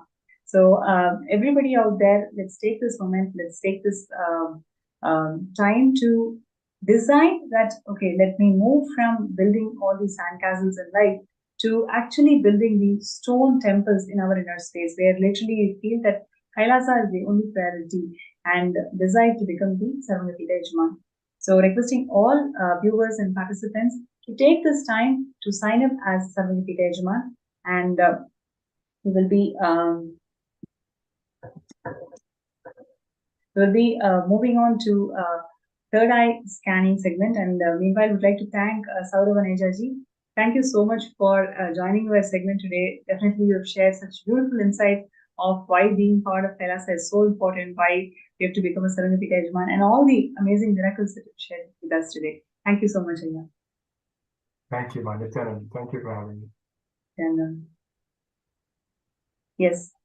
And dear viewers, we will be now moving on to a third eye scanning segment, where any of you whoever is finding a difficulty, finding an obstacle to manifest Saravanyapita, and if there is something that is actually stopping you to become a founding father of Kailasa, name and your request to be scanned through third eye, and yes, we're just checking all the social media platforms. If any of you have posted your interest to be scanned, you can immediately get on to third eye scan. And all the people and the participants, whoever if you've already been scanned, and they're able to implement the solutions that third eye revealed. Where Swamiji had revealed you to do something, very able to implement it, and what was your result? You can also post that.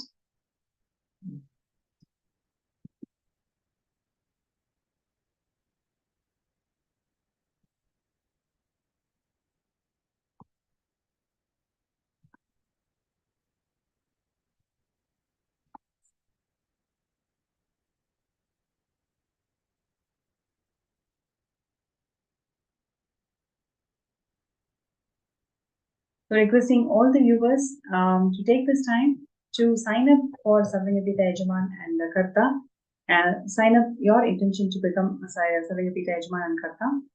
And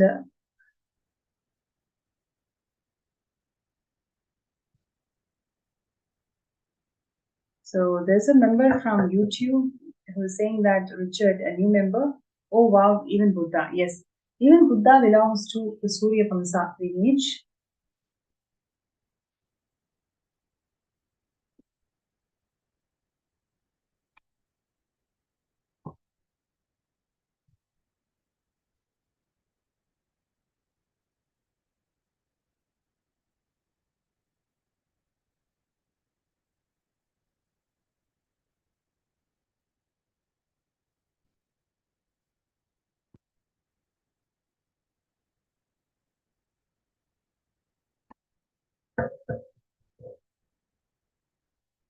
Okay, so we have a few folks who are requesting for third eye scan.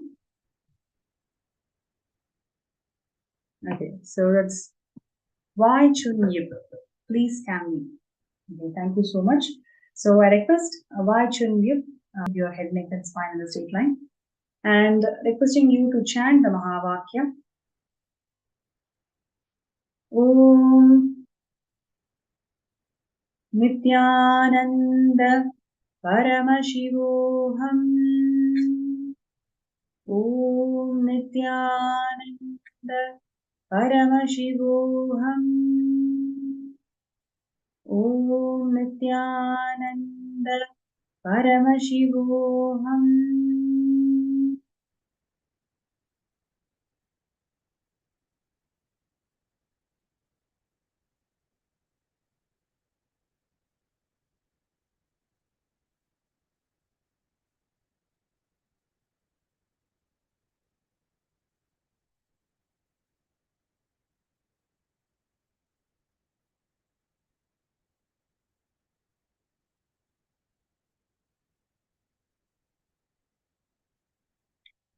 So why Chun Yip? First thing that Swamiji showed in the third eye is your relationship with your mother, right? So I request you to take this time today, for the next 48 hours, I want you to write down all the moments when you felt that your mother has let you down. Actually, you will start seeing more and more you write all these incompletions. You'll start seeing many of these incompletions you are actually projecting on Swamiji also. The incompletions that you cherish with your mother, unconsciously you are actually putting that same doubt, same self-hatred, all of that on Swamiji also. This is the reason why you're not able to manifest a breakthrough, especially in the wealth dimension. Right? Moment you complete with your mother, you will simply see all the incompletions and doubts, whatever you're posting, it is all coming from this incompletion that you had with your mother. Right? So I request you to do the completion in the next 48 hours itself, and you will see the obstacles, whatever is stopping you from manifesting SJP, you will see you are already an SJP. You already have the possibility of becoming an SJP. You need to simply take the action, right? So I request Y Chun Yip to take next 48 hours to bring completion in your mother and your family and take steps towards SJP. Right, and anybody else who would like to listen to a scan, you can actually post that in the MPSN group. And if you've already received the scan and if you've taken some steps, you can also post that.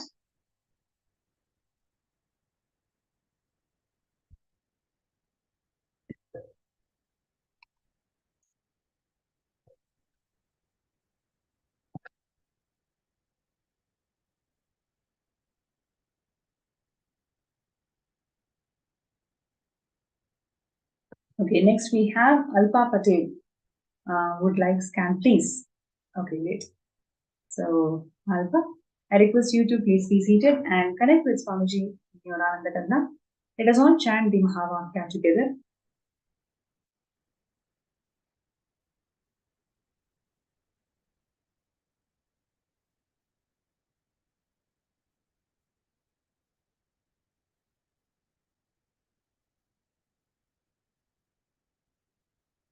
Om Nithyananda Paramashivam. Om Nithyananda Paramashivoham. Om Nithyananda Paramashivoham.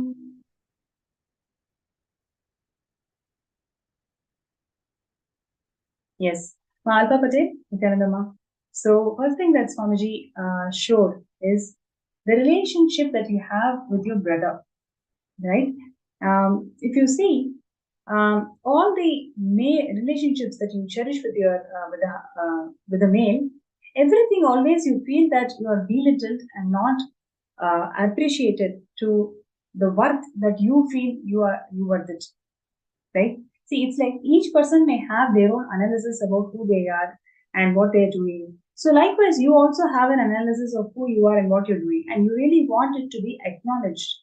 You really want it to be given attention, given enough due respect to what you've been doing. So this is actually reflecting from the relationships that you're having with your brother, and requesting you to take a decision to complete with this incompletions that you're having with your brother. And with Swamiji's grace and blessings, simply you'll be able to manifest everything that you want in your life.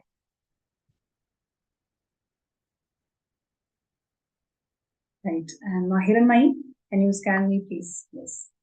Hiranmai, I would like to know what happened after my last scan. And remember, I've told you certain things to be done in the previous scan. So would you like to share about the steps that you've taken towards that?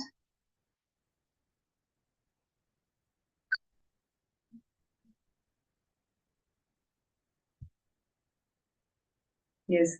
So while we come back with Mahir and Mai, I would like to call out all the viewers today that don't miss this opportunity to become the founding fathers of Kailasa. All you need to do is just set your intention, which is sksjp.org/contribute.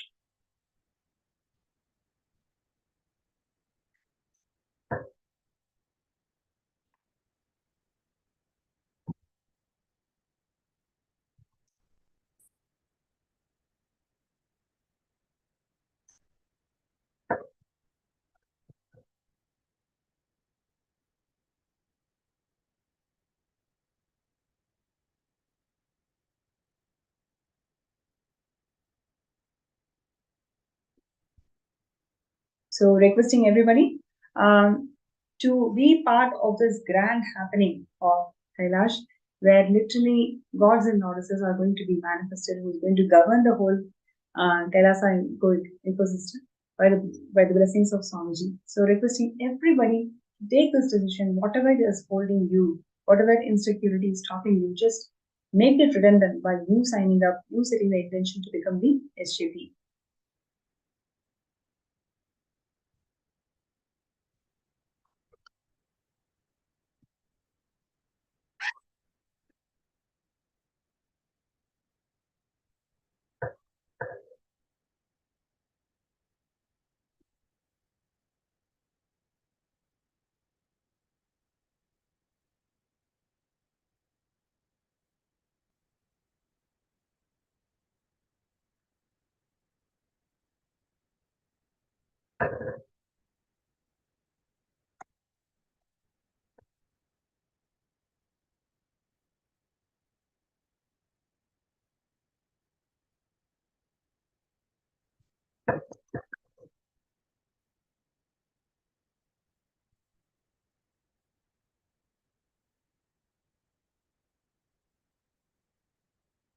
So while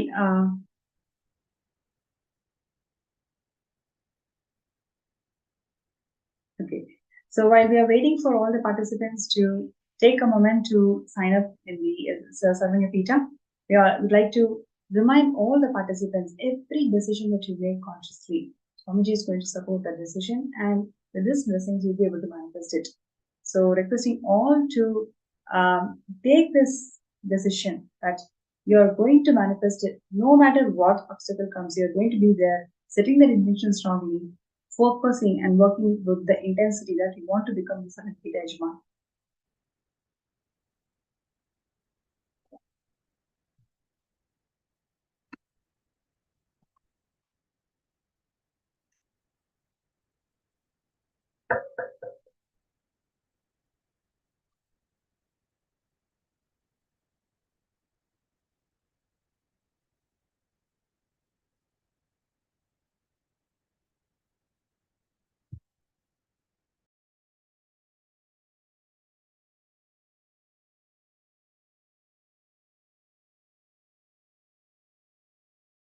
So while we are taking this moment to sign up as the SJP, it is all designed to set the intention strongly.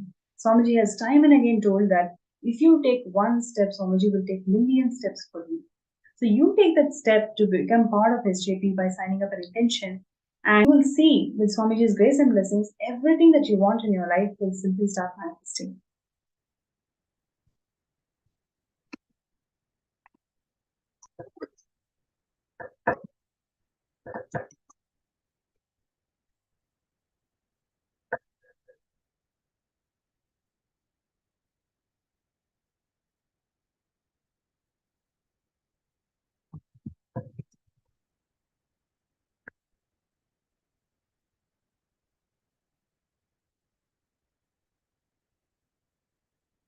So requesting everybody, and at the same time, if you would like to get a third eye scan done, you can also post that in the MPSM group.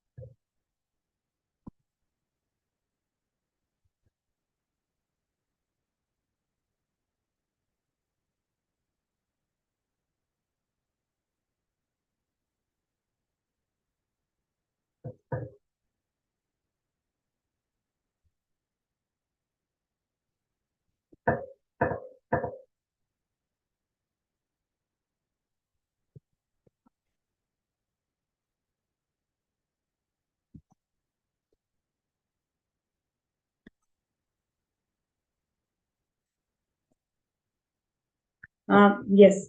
So, requesting all the participants out there to take this moment to sign up and be part of Sarvanipita Yajman.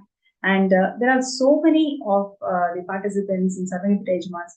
They have just shared how blessed they feel after they take the decision, because you can see right after you make the decision to become the Sarvanipita Yajman, all the things around you will start aligning towards this. It's because of the power of blessings that we receive from Swamiji when you sign up an intention. So requesting requesting all the participants out there to please take this opportunity and sign up for skshp.org/contribute.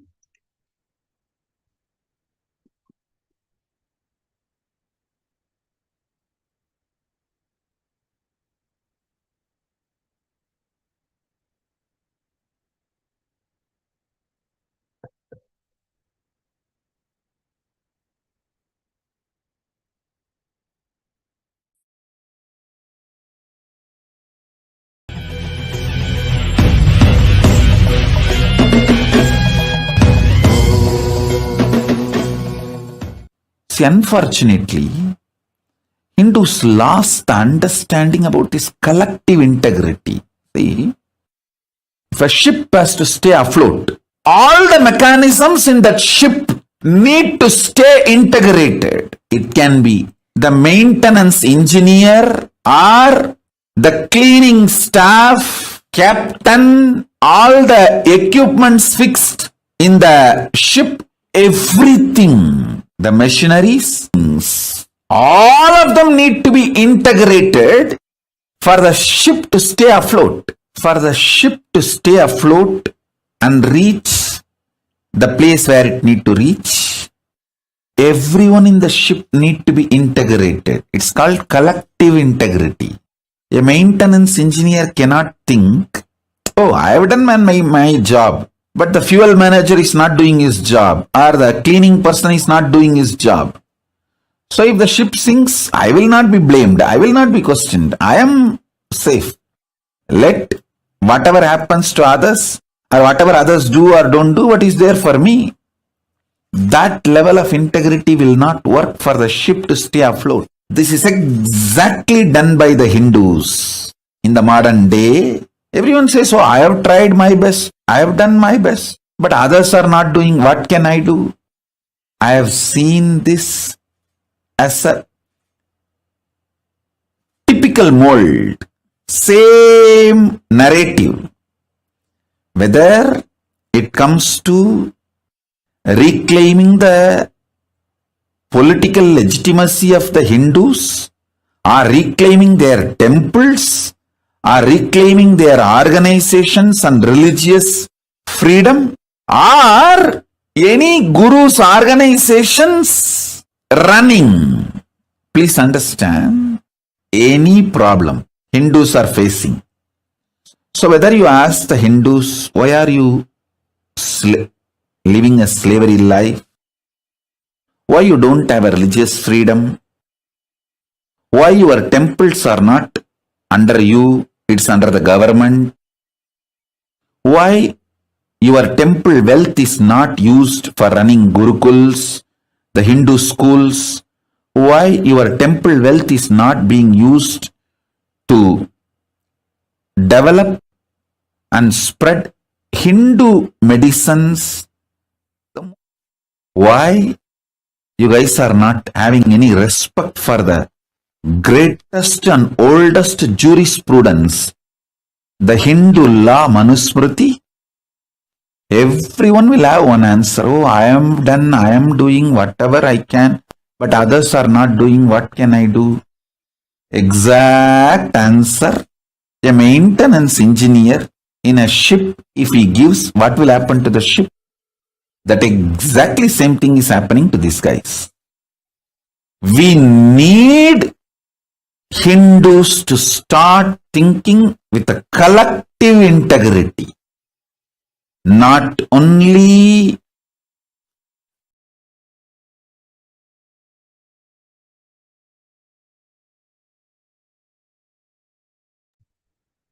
Yes. So we need Hindus to radiate that collective integrity. Each one of us, Let us all get out of this criminal negligence that somebody is going to contribute. I have this problem, I have my personal incompletions.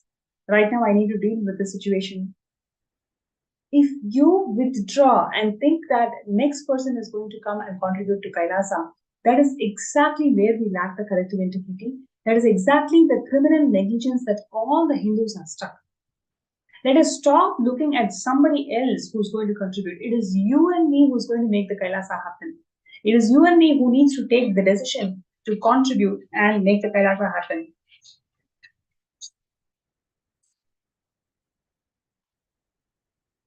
So your decision today to become founding fathers of Kailasa, you are breaking, literally burning the criminal negligence that is instilled in the bone marrow of Hindus today. That is exactly why we are suffering so much.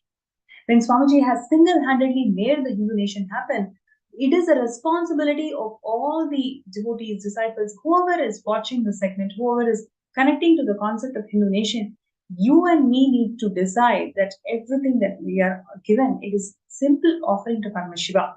If you just do the tyaga of whatever I have, I'm going to offer it to Paramashiva, you will see just in few days, Kailasa is going to be open to one and all. So let us come out of the criminal negligence and let us decide Tyaga is the way to manifest life. So with that note, would like to once again call out all the intentions, everybody out there, don't miss this opportunity or sign up in skhp.org/contribute. And with that note, let us all get ready to receive the Bhava Samadhi Darshan of the Nijavatara, the Supreme Pontiff of Hinduism, Bhagavan Nithyananda Paramashivam.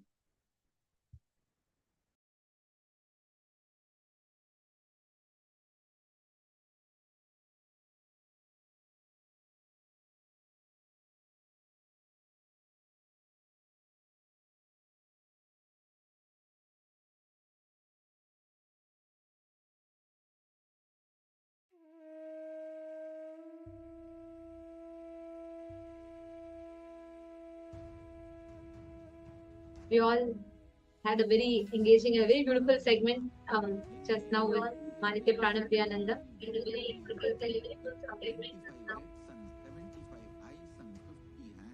And now it is time for all of us to get ready for one of the most exciting segment that all of us await for.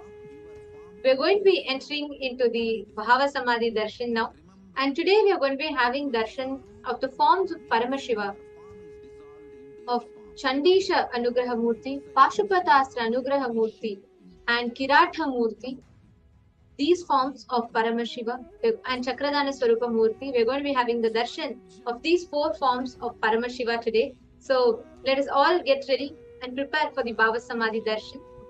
I request all the participants that are there with us now to please take a few minutes and turn on your cameras and please come back and settle down in front of the screens. And the Bhava Samadhi Darshan is a time where literally we are all going to be raised to the cosmic frequency of oneness with Swamiji. And Swamiji is going to be channeling the different forms of Paramashiva exclusively for all of us. So let's all get ready to receive the Bhava Samadhi Darshan. I request all the participants to please come back and settle down in front of the camera.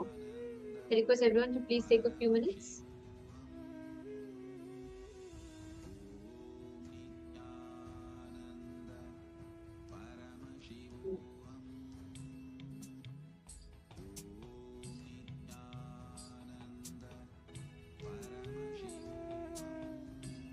Yes, I still see that there are a lot of participants with your cameras off and all the viewers on YouTube and Facebook. Darshan is a very, very, very sacred process. The space itself is very sacred. So we highly encourage that you all are seated. When you are having the darshan, just take a few minutes and sit down and enjoy the darshan. Do not get distracted or do not get into any other thing. So please, I request every one of you to make sure that you're all settling down in front of the camera. Enjoy the Bhava Samadhi Darshan, because Bhava Samadhi Darshan is a very profound and a powerful science in Hinduism where an avatar channels the various cosmic bodies, the various deities, the various forms of Paramashiva in a way that we all can see, understand, and relate with. Many of you would have been to temples, right, where you see different deities of Paramashiva, Durga, Kali, Devi, Ganapati, and Subramanya, and so on. There are a lot of temples that you might have been to. We, at the maximum, learn to ask prayers. To one extent, we connect to them. But experiencing the consciousness of that deity as an experiential expression is not possible by human beings, because human beings are not matured enough to grasp that subtle existence through the deities. And therefore, to bridge this gap, out of extreme compassion, avatars come down and they manifest through the avatars manifest the different forms of these beings from the gods and goddesses of Kailasa to make us experience these higher states of consciousness. And now we are going to be entering into the Bhava Samadhi Darshan. During the darshan, all you need to do is just sit in the space of gratitude. You don't need to do anything else. You just sit and you will see what miracles start happening inside. One of the profound things that happens during the darshan is the awakening of your divinity. The inner potential and the energy gets awakened and centered. And during the Bhava Samadhi Darshan, every prayer that you have in your inner space, literally every desire that you have in your inner space, all of this, your wants, needs, everything just drops, and you become literally at ease in experiencing oneness with this higher dimensions of the cosmos, Paramashivam. So when you are having darshan of these forms of Paramashiva, when Swamiji, all the powerful cognitions, the powerful components of those forms of Paramashiva gets awakened in you, and you start manifesting these qualities of Paramashiva. So understand, this Bhava Samadhi Darshan is a very, very powerful space, place, experience for you to raise your consciousness to the highest frequency. You may be sitting thousands of miles apart, somewhere in the US, somewhere in India, somewhere in Australia, different corners of the globe. But no matter which place you are in, what time zone you are in, just by seeing the darshan, you are channeled, you receive the highest frequency of consciousness. Literally, you are initiated with the powers, powerful cognitions, and all this auspiciousness of the gods and goddesses. It does not happen by, it doesn't matter, it is not bound by the parameters of time and space. Instead, through the science, through what science calls as a quantum tunneling, what Hinduism introduced thousands of years ago as Shaktini Pada, the initiation where the avatar transmits these energy and powers to us beyond the parameters of time and space. And this quantum tunneling, the quantum entanglement happens to us just when we see the avatar. We all might have heard about this concept of mirroring of neurons, right? Like how when you see a certain film, it triggers a certain emotions in you. When you see actors just enacting it, you still feel those emotions in your inner space, right? This is what science calls mirroring of neurons, where your brain neuron activity mirrors whatever activity it sees in the person in front of you. And imagine what happens to us when we come face to face with the avatar, the highest possible way of human being to exist is avatar. And when human brain comes into face with the avatar, our brain is raised to the highest frequency where you mirror the cosmic neurons of Swamiji. This is what happens during the Bhava Samadhi Darshan. And now, let us all get ready to receive the Bhava Samadhi Darshan of Paramashiva.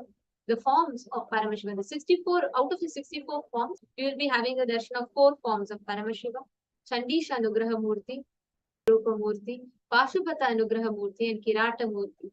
Let us all get ready to receive the Bhava Samadhi Darshan now. We will now be chanting the Dhyana Shloka.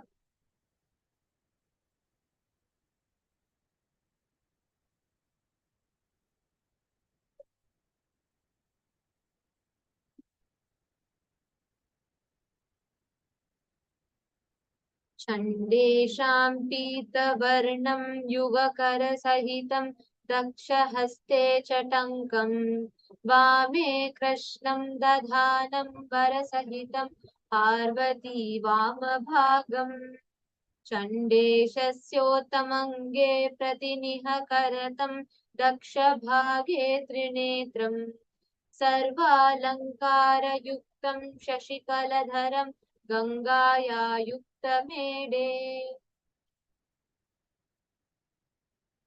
देवस्य दक्षिणं भागे तु चण्डेशं तु प्रकल्पयेत् देवस्य बाहुमध्रेण चण्डेशायाम उच्यते न्यस्तव्योमप्रसादेन चण्डेशो भक्तिसंयुतः चण्डेश्वरं स्वर्णवर्णं फालभूषणभूषितम् देवं शिरसि चण्डस्य लीलया परिशोभितम् चण्डेशानुग्रहं प्रोक्तम्. The next is a form of Paramashivam as Chakradana Swarupa Murthy, where he bestows Bhagavan Vishnu, Narayana with the chakra.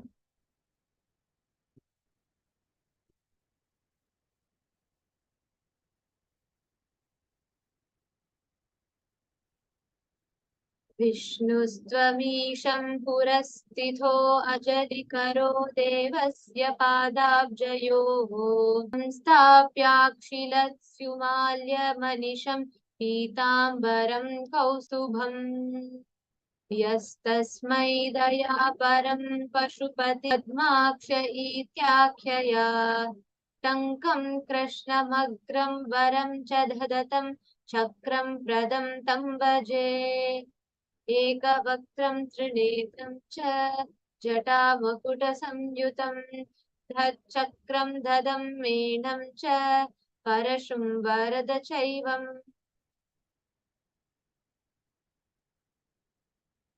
दक्षिणे चक्रसंयुक्तं धातृरूपमिथोच्यते देवस्य वामभागे तु श्यामरूपं सुसंस्थितं सर्वाभरणसंयुक्तं पीतवस्त्रोत्तरीयकं शङ्खं चक्रं समायुक्तम् उत्तरे चञ्जलिं स्ययेत् एवं लक्षणसंयुक्तं विष्णुरूपमिहोष्यते.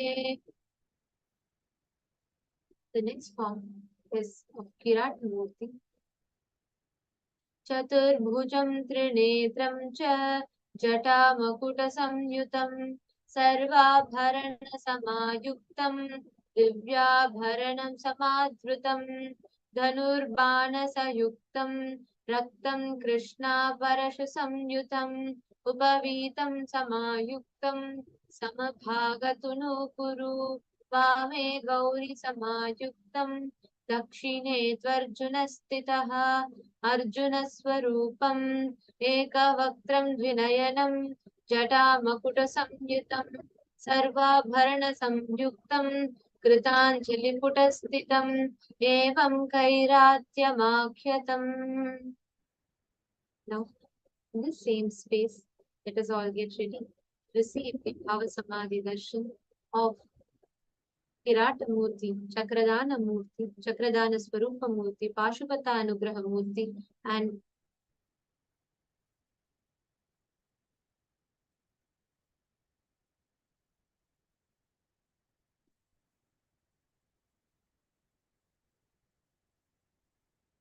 Chandisha Anugraha Murthy forms of Paramashivam. Please sit still.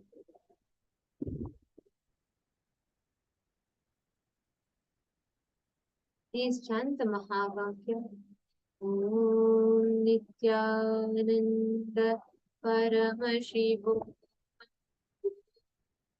Nithyananda Paramashivam. Om Nithyananda Paramashivam.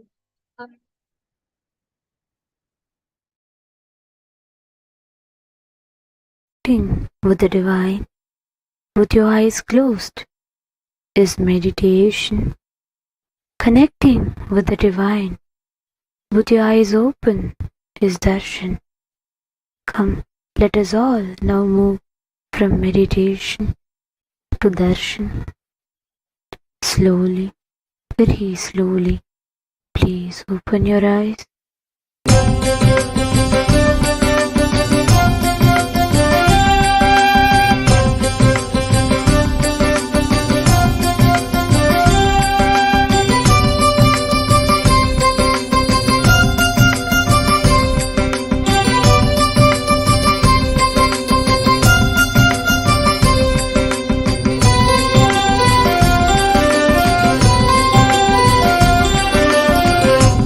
ईश्वराय चंद्रशेखराय गंगाधराय नित्यनमो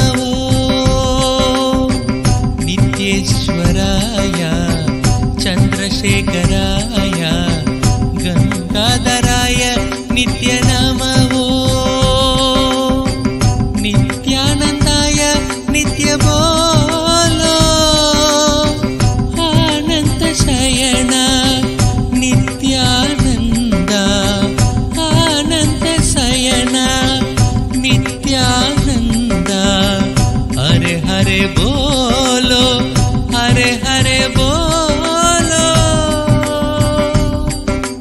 बोलो नाथा हरे जगदीश शिव गंगाधर नित्य पुरीशा बोलो नाथा हरे जगदीश शिव गंगाधर नित्य पुरीशा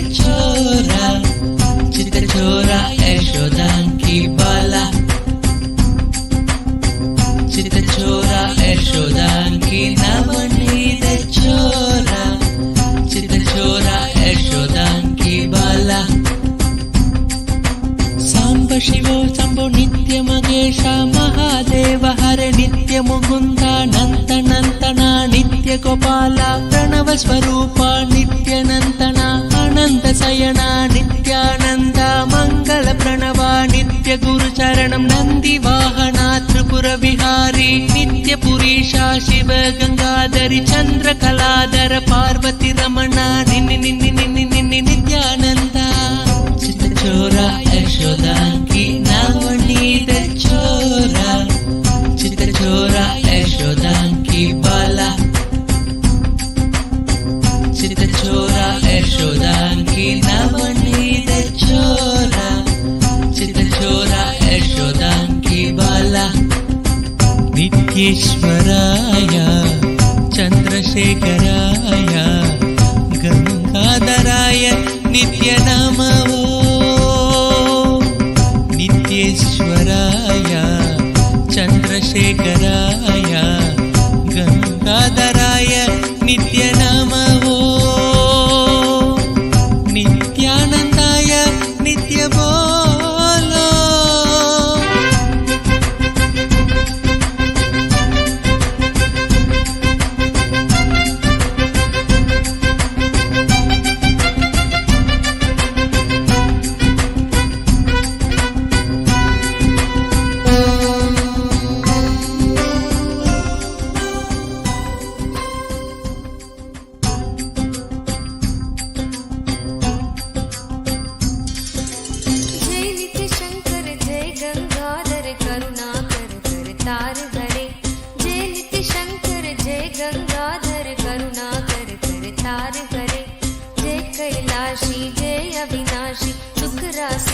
सार भरे जय कैलाशी जय अविनाशी सुख राशि सुख सार भरे जय मरुदर जय जय प्रेमागार हरे जय शशि शेखर जय डमरुधर जय जय पर हरे जय त्रिपुरारी जय मदहारी अमित अनंत अपार हरे जय त्रिपुरारी जय मदहारी अमित अनंत अपार हरे निर्गुण जय जय सगुण नामय निराकार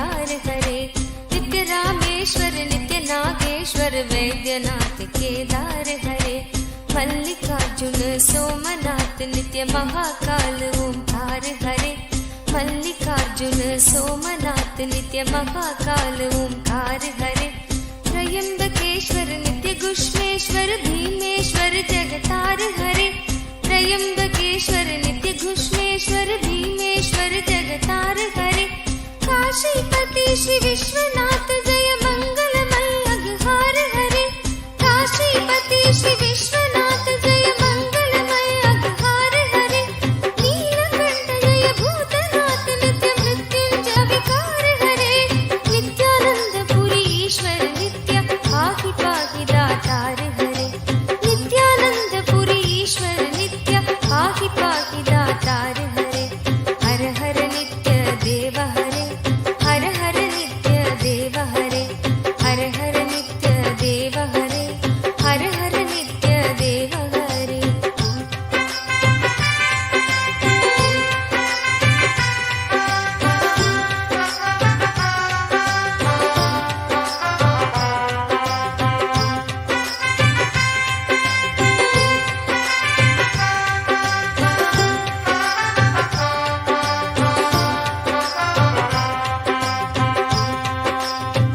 नित्य महेश जय नित्य भवेश जय आदि देव नित्यानंद विभो नित्य महेश जय नित्य भवेश जय आदि देव नित्यानंद विभो किस मुख से है गुणतीत प्रभु तव अपार गुण वर्णन हो किस मुख से है गुणतीत प्रभु तव अपार गुण वर्णन हो नित्य भव कारक तारक हारक पातक दारक नित्य शंभो नित्य भव कारक तारक हारक पातक दारक नित्य शंभो दीन दुख हर सर्व सुखावर प्रेम सुधाधर दया करो दीन दुख हर सर्व सुखावर प्रेम सुधाधर दया करो पार लगा दो भव सागर से बनकर करुणागार हरे नित्यानंद पुरी ईश्वर नित्य पाहि पाहि दातार हरे नित्यानंद पुरी ईश्वर नित्य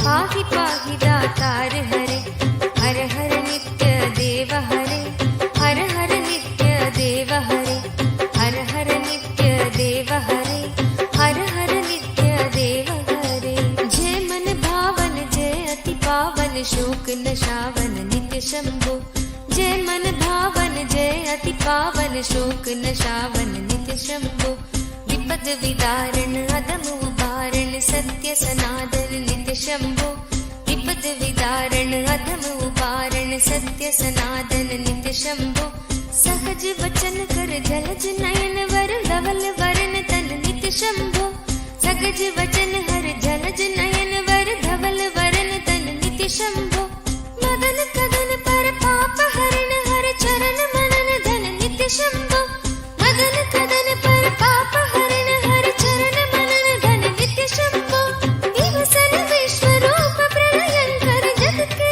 मूलाधार हरे नित्यानंद पुरी ईश्वर नित्य पाहि पाहि दातार हरे नित्यानंद पुरी ईश्वर नित्य पाहि पाहि दातार हरे जय जय नित्य देव हरे जय जय नित्य देव हरे जय जय नित्य देव हरे जय जय नित्य देव हरे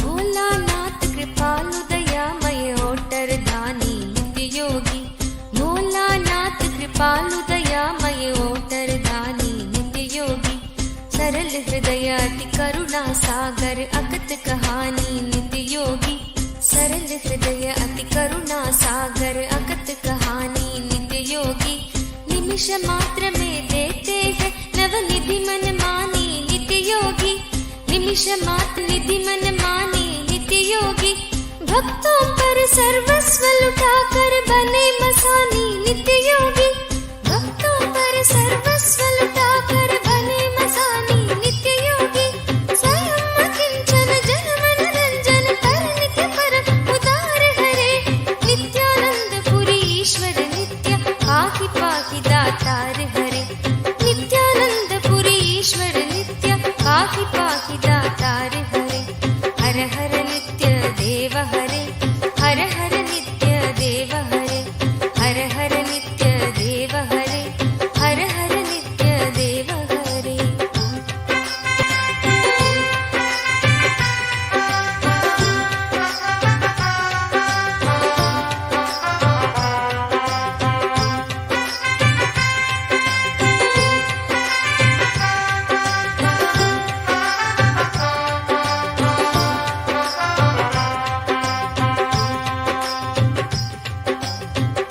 आशुतोष इस मोहमयी निद्रा से मुझे जगा देना, आशुतोष इस मोहमयी निद्रा से मुझे जगा देना, विषम वेदना से विषयों की मायाधीश छुड़ा देना, विषम वेदना से विषयों की मायाधीश छुड़ा देना, रूप सुधा की एक बूंद से जीवन मुक्त बना देना, रूप सुधा की एक बूंद से जीवन मुक्त बना देना, दिव्य ज्ञान भंडार युगल चरणों को लगन लगा देना, दिव्य ज्ञान भंडार युगल चरणों को लगन लगा देना, एक बार इस मन मंदिर में कीजिए पद संचार करे, नित्यानंद पुरी ईश्वर नित्य पाहि पाहि दातार हरे, नित्यानंद पुरी ईश्वर नित्य पाहि पाहि दातार हरे,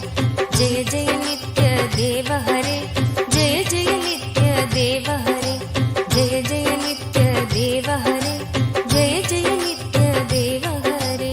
दानी हो दो भिक्षा में अपनी अनकायनी भक्ति प्रभु, दानी हो दो भिक्षा में अपनी अनकायनी भक्ति प्रभु, शक्तिमान हो दो अविचल निष्काम प्रेम की शक्ति प्रभु, शक्तिमान हो दो अविचल निष्काम प्रेम की शक्ति प्रभु, त्यागी हो दो इस असार संसार से पूर्ण विरक्ति प्रभु, त्यागी हो दो इस असार संसार से पूर्ण विरक्ति प्रभु, परम पिता हो दो तुम अपने चरणों में अनुरक्ति प्रभु, परम पिता हो दो तुम अपने चरणों में अनुरक्ति प्रभु, स्वामी हो निज सेवक की सुन लेना करुण पुकार हरे, नित्यानंद पुरी ईश्वर नित्य पाहि पाहि दातार हरे, नित्यानंद पुरी ईश्वर नित्य पाहि पाहि दातार हरे, जय जय नित्य देव हरे, जय जय नित्य देव हरे, जय जय नित्य देव हरे, जय जय नित्य देव हरे।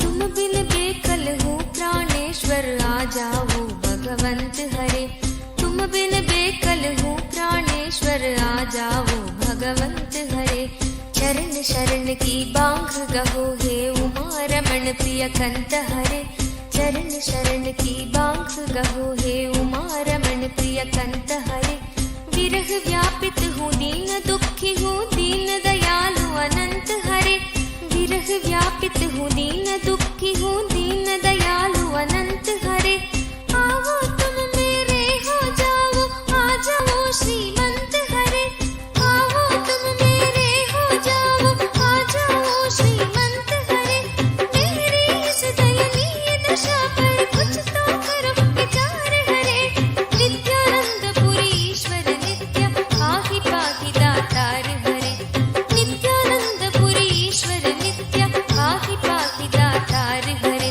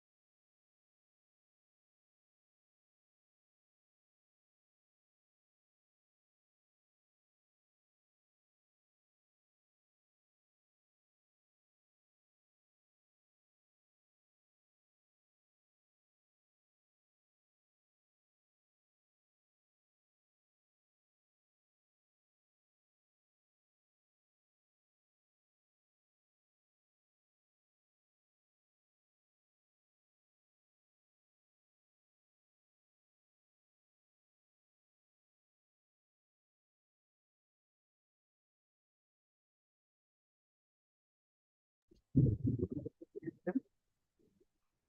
just had a beautiful darshan.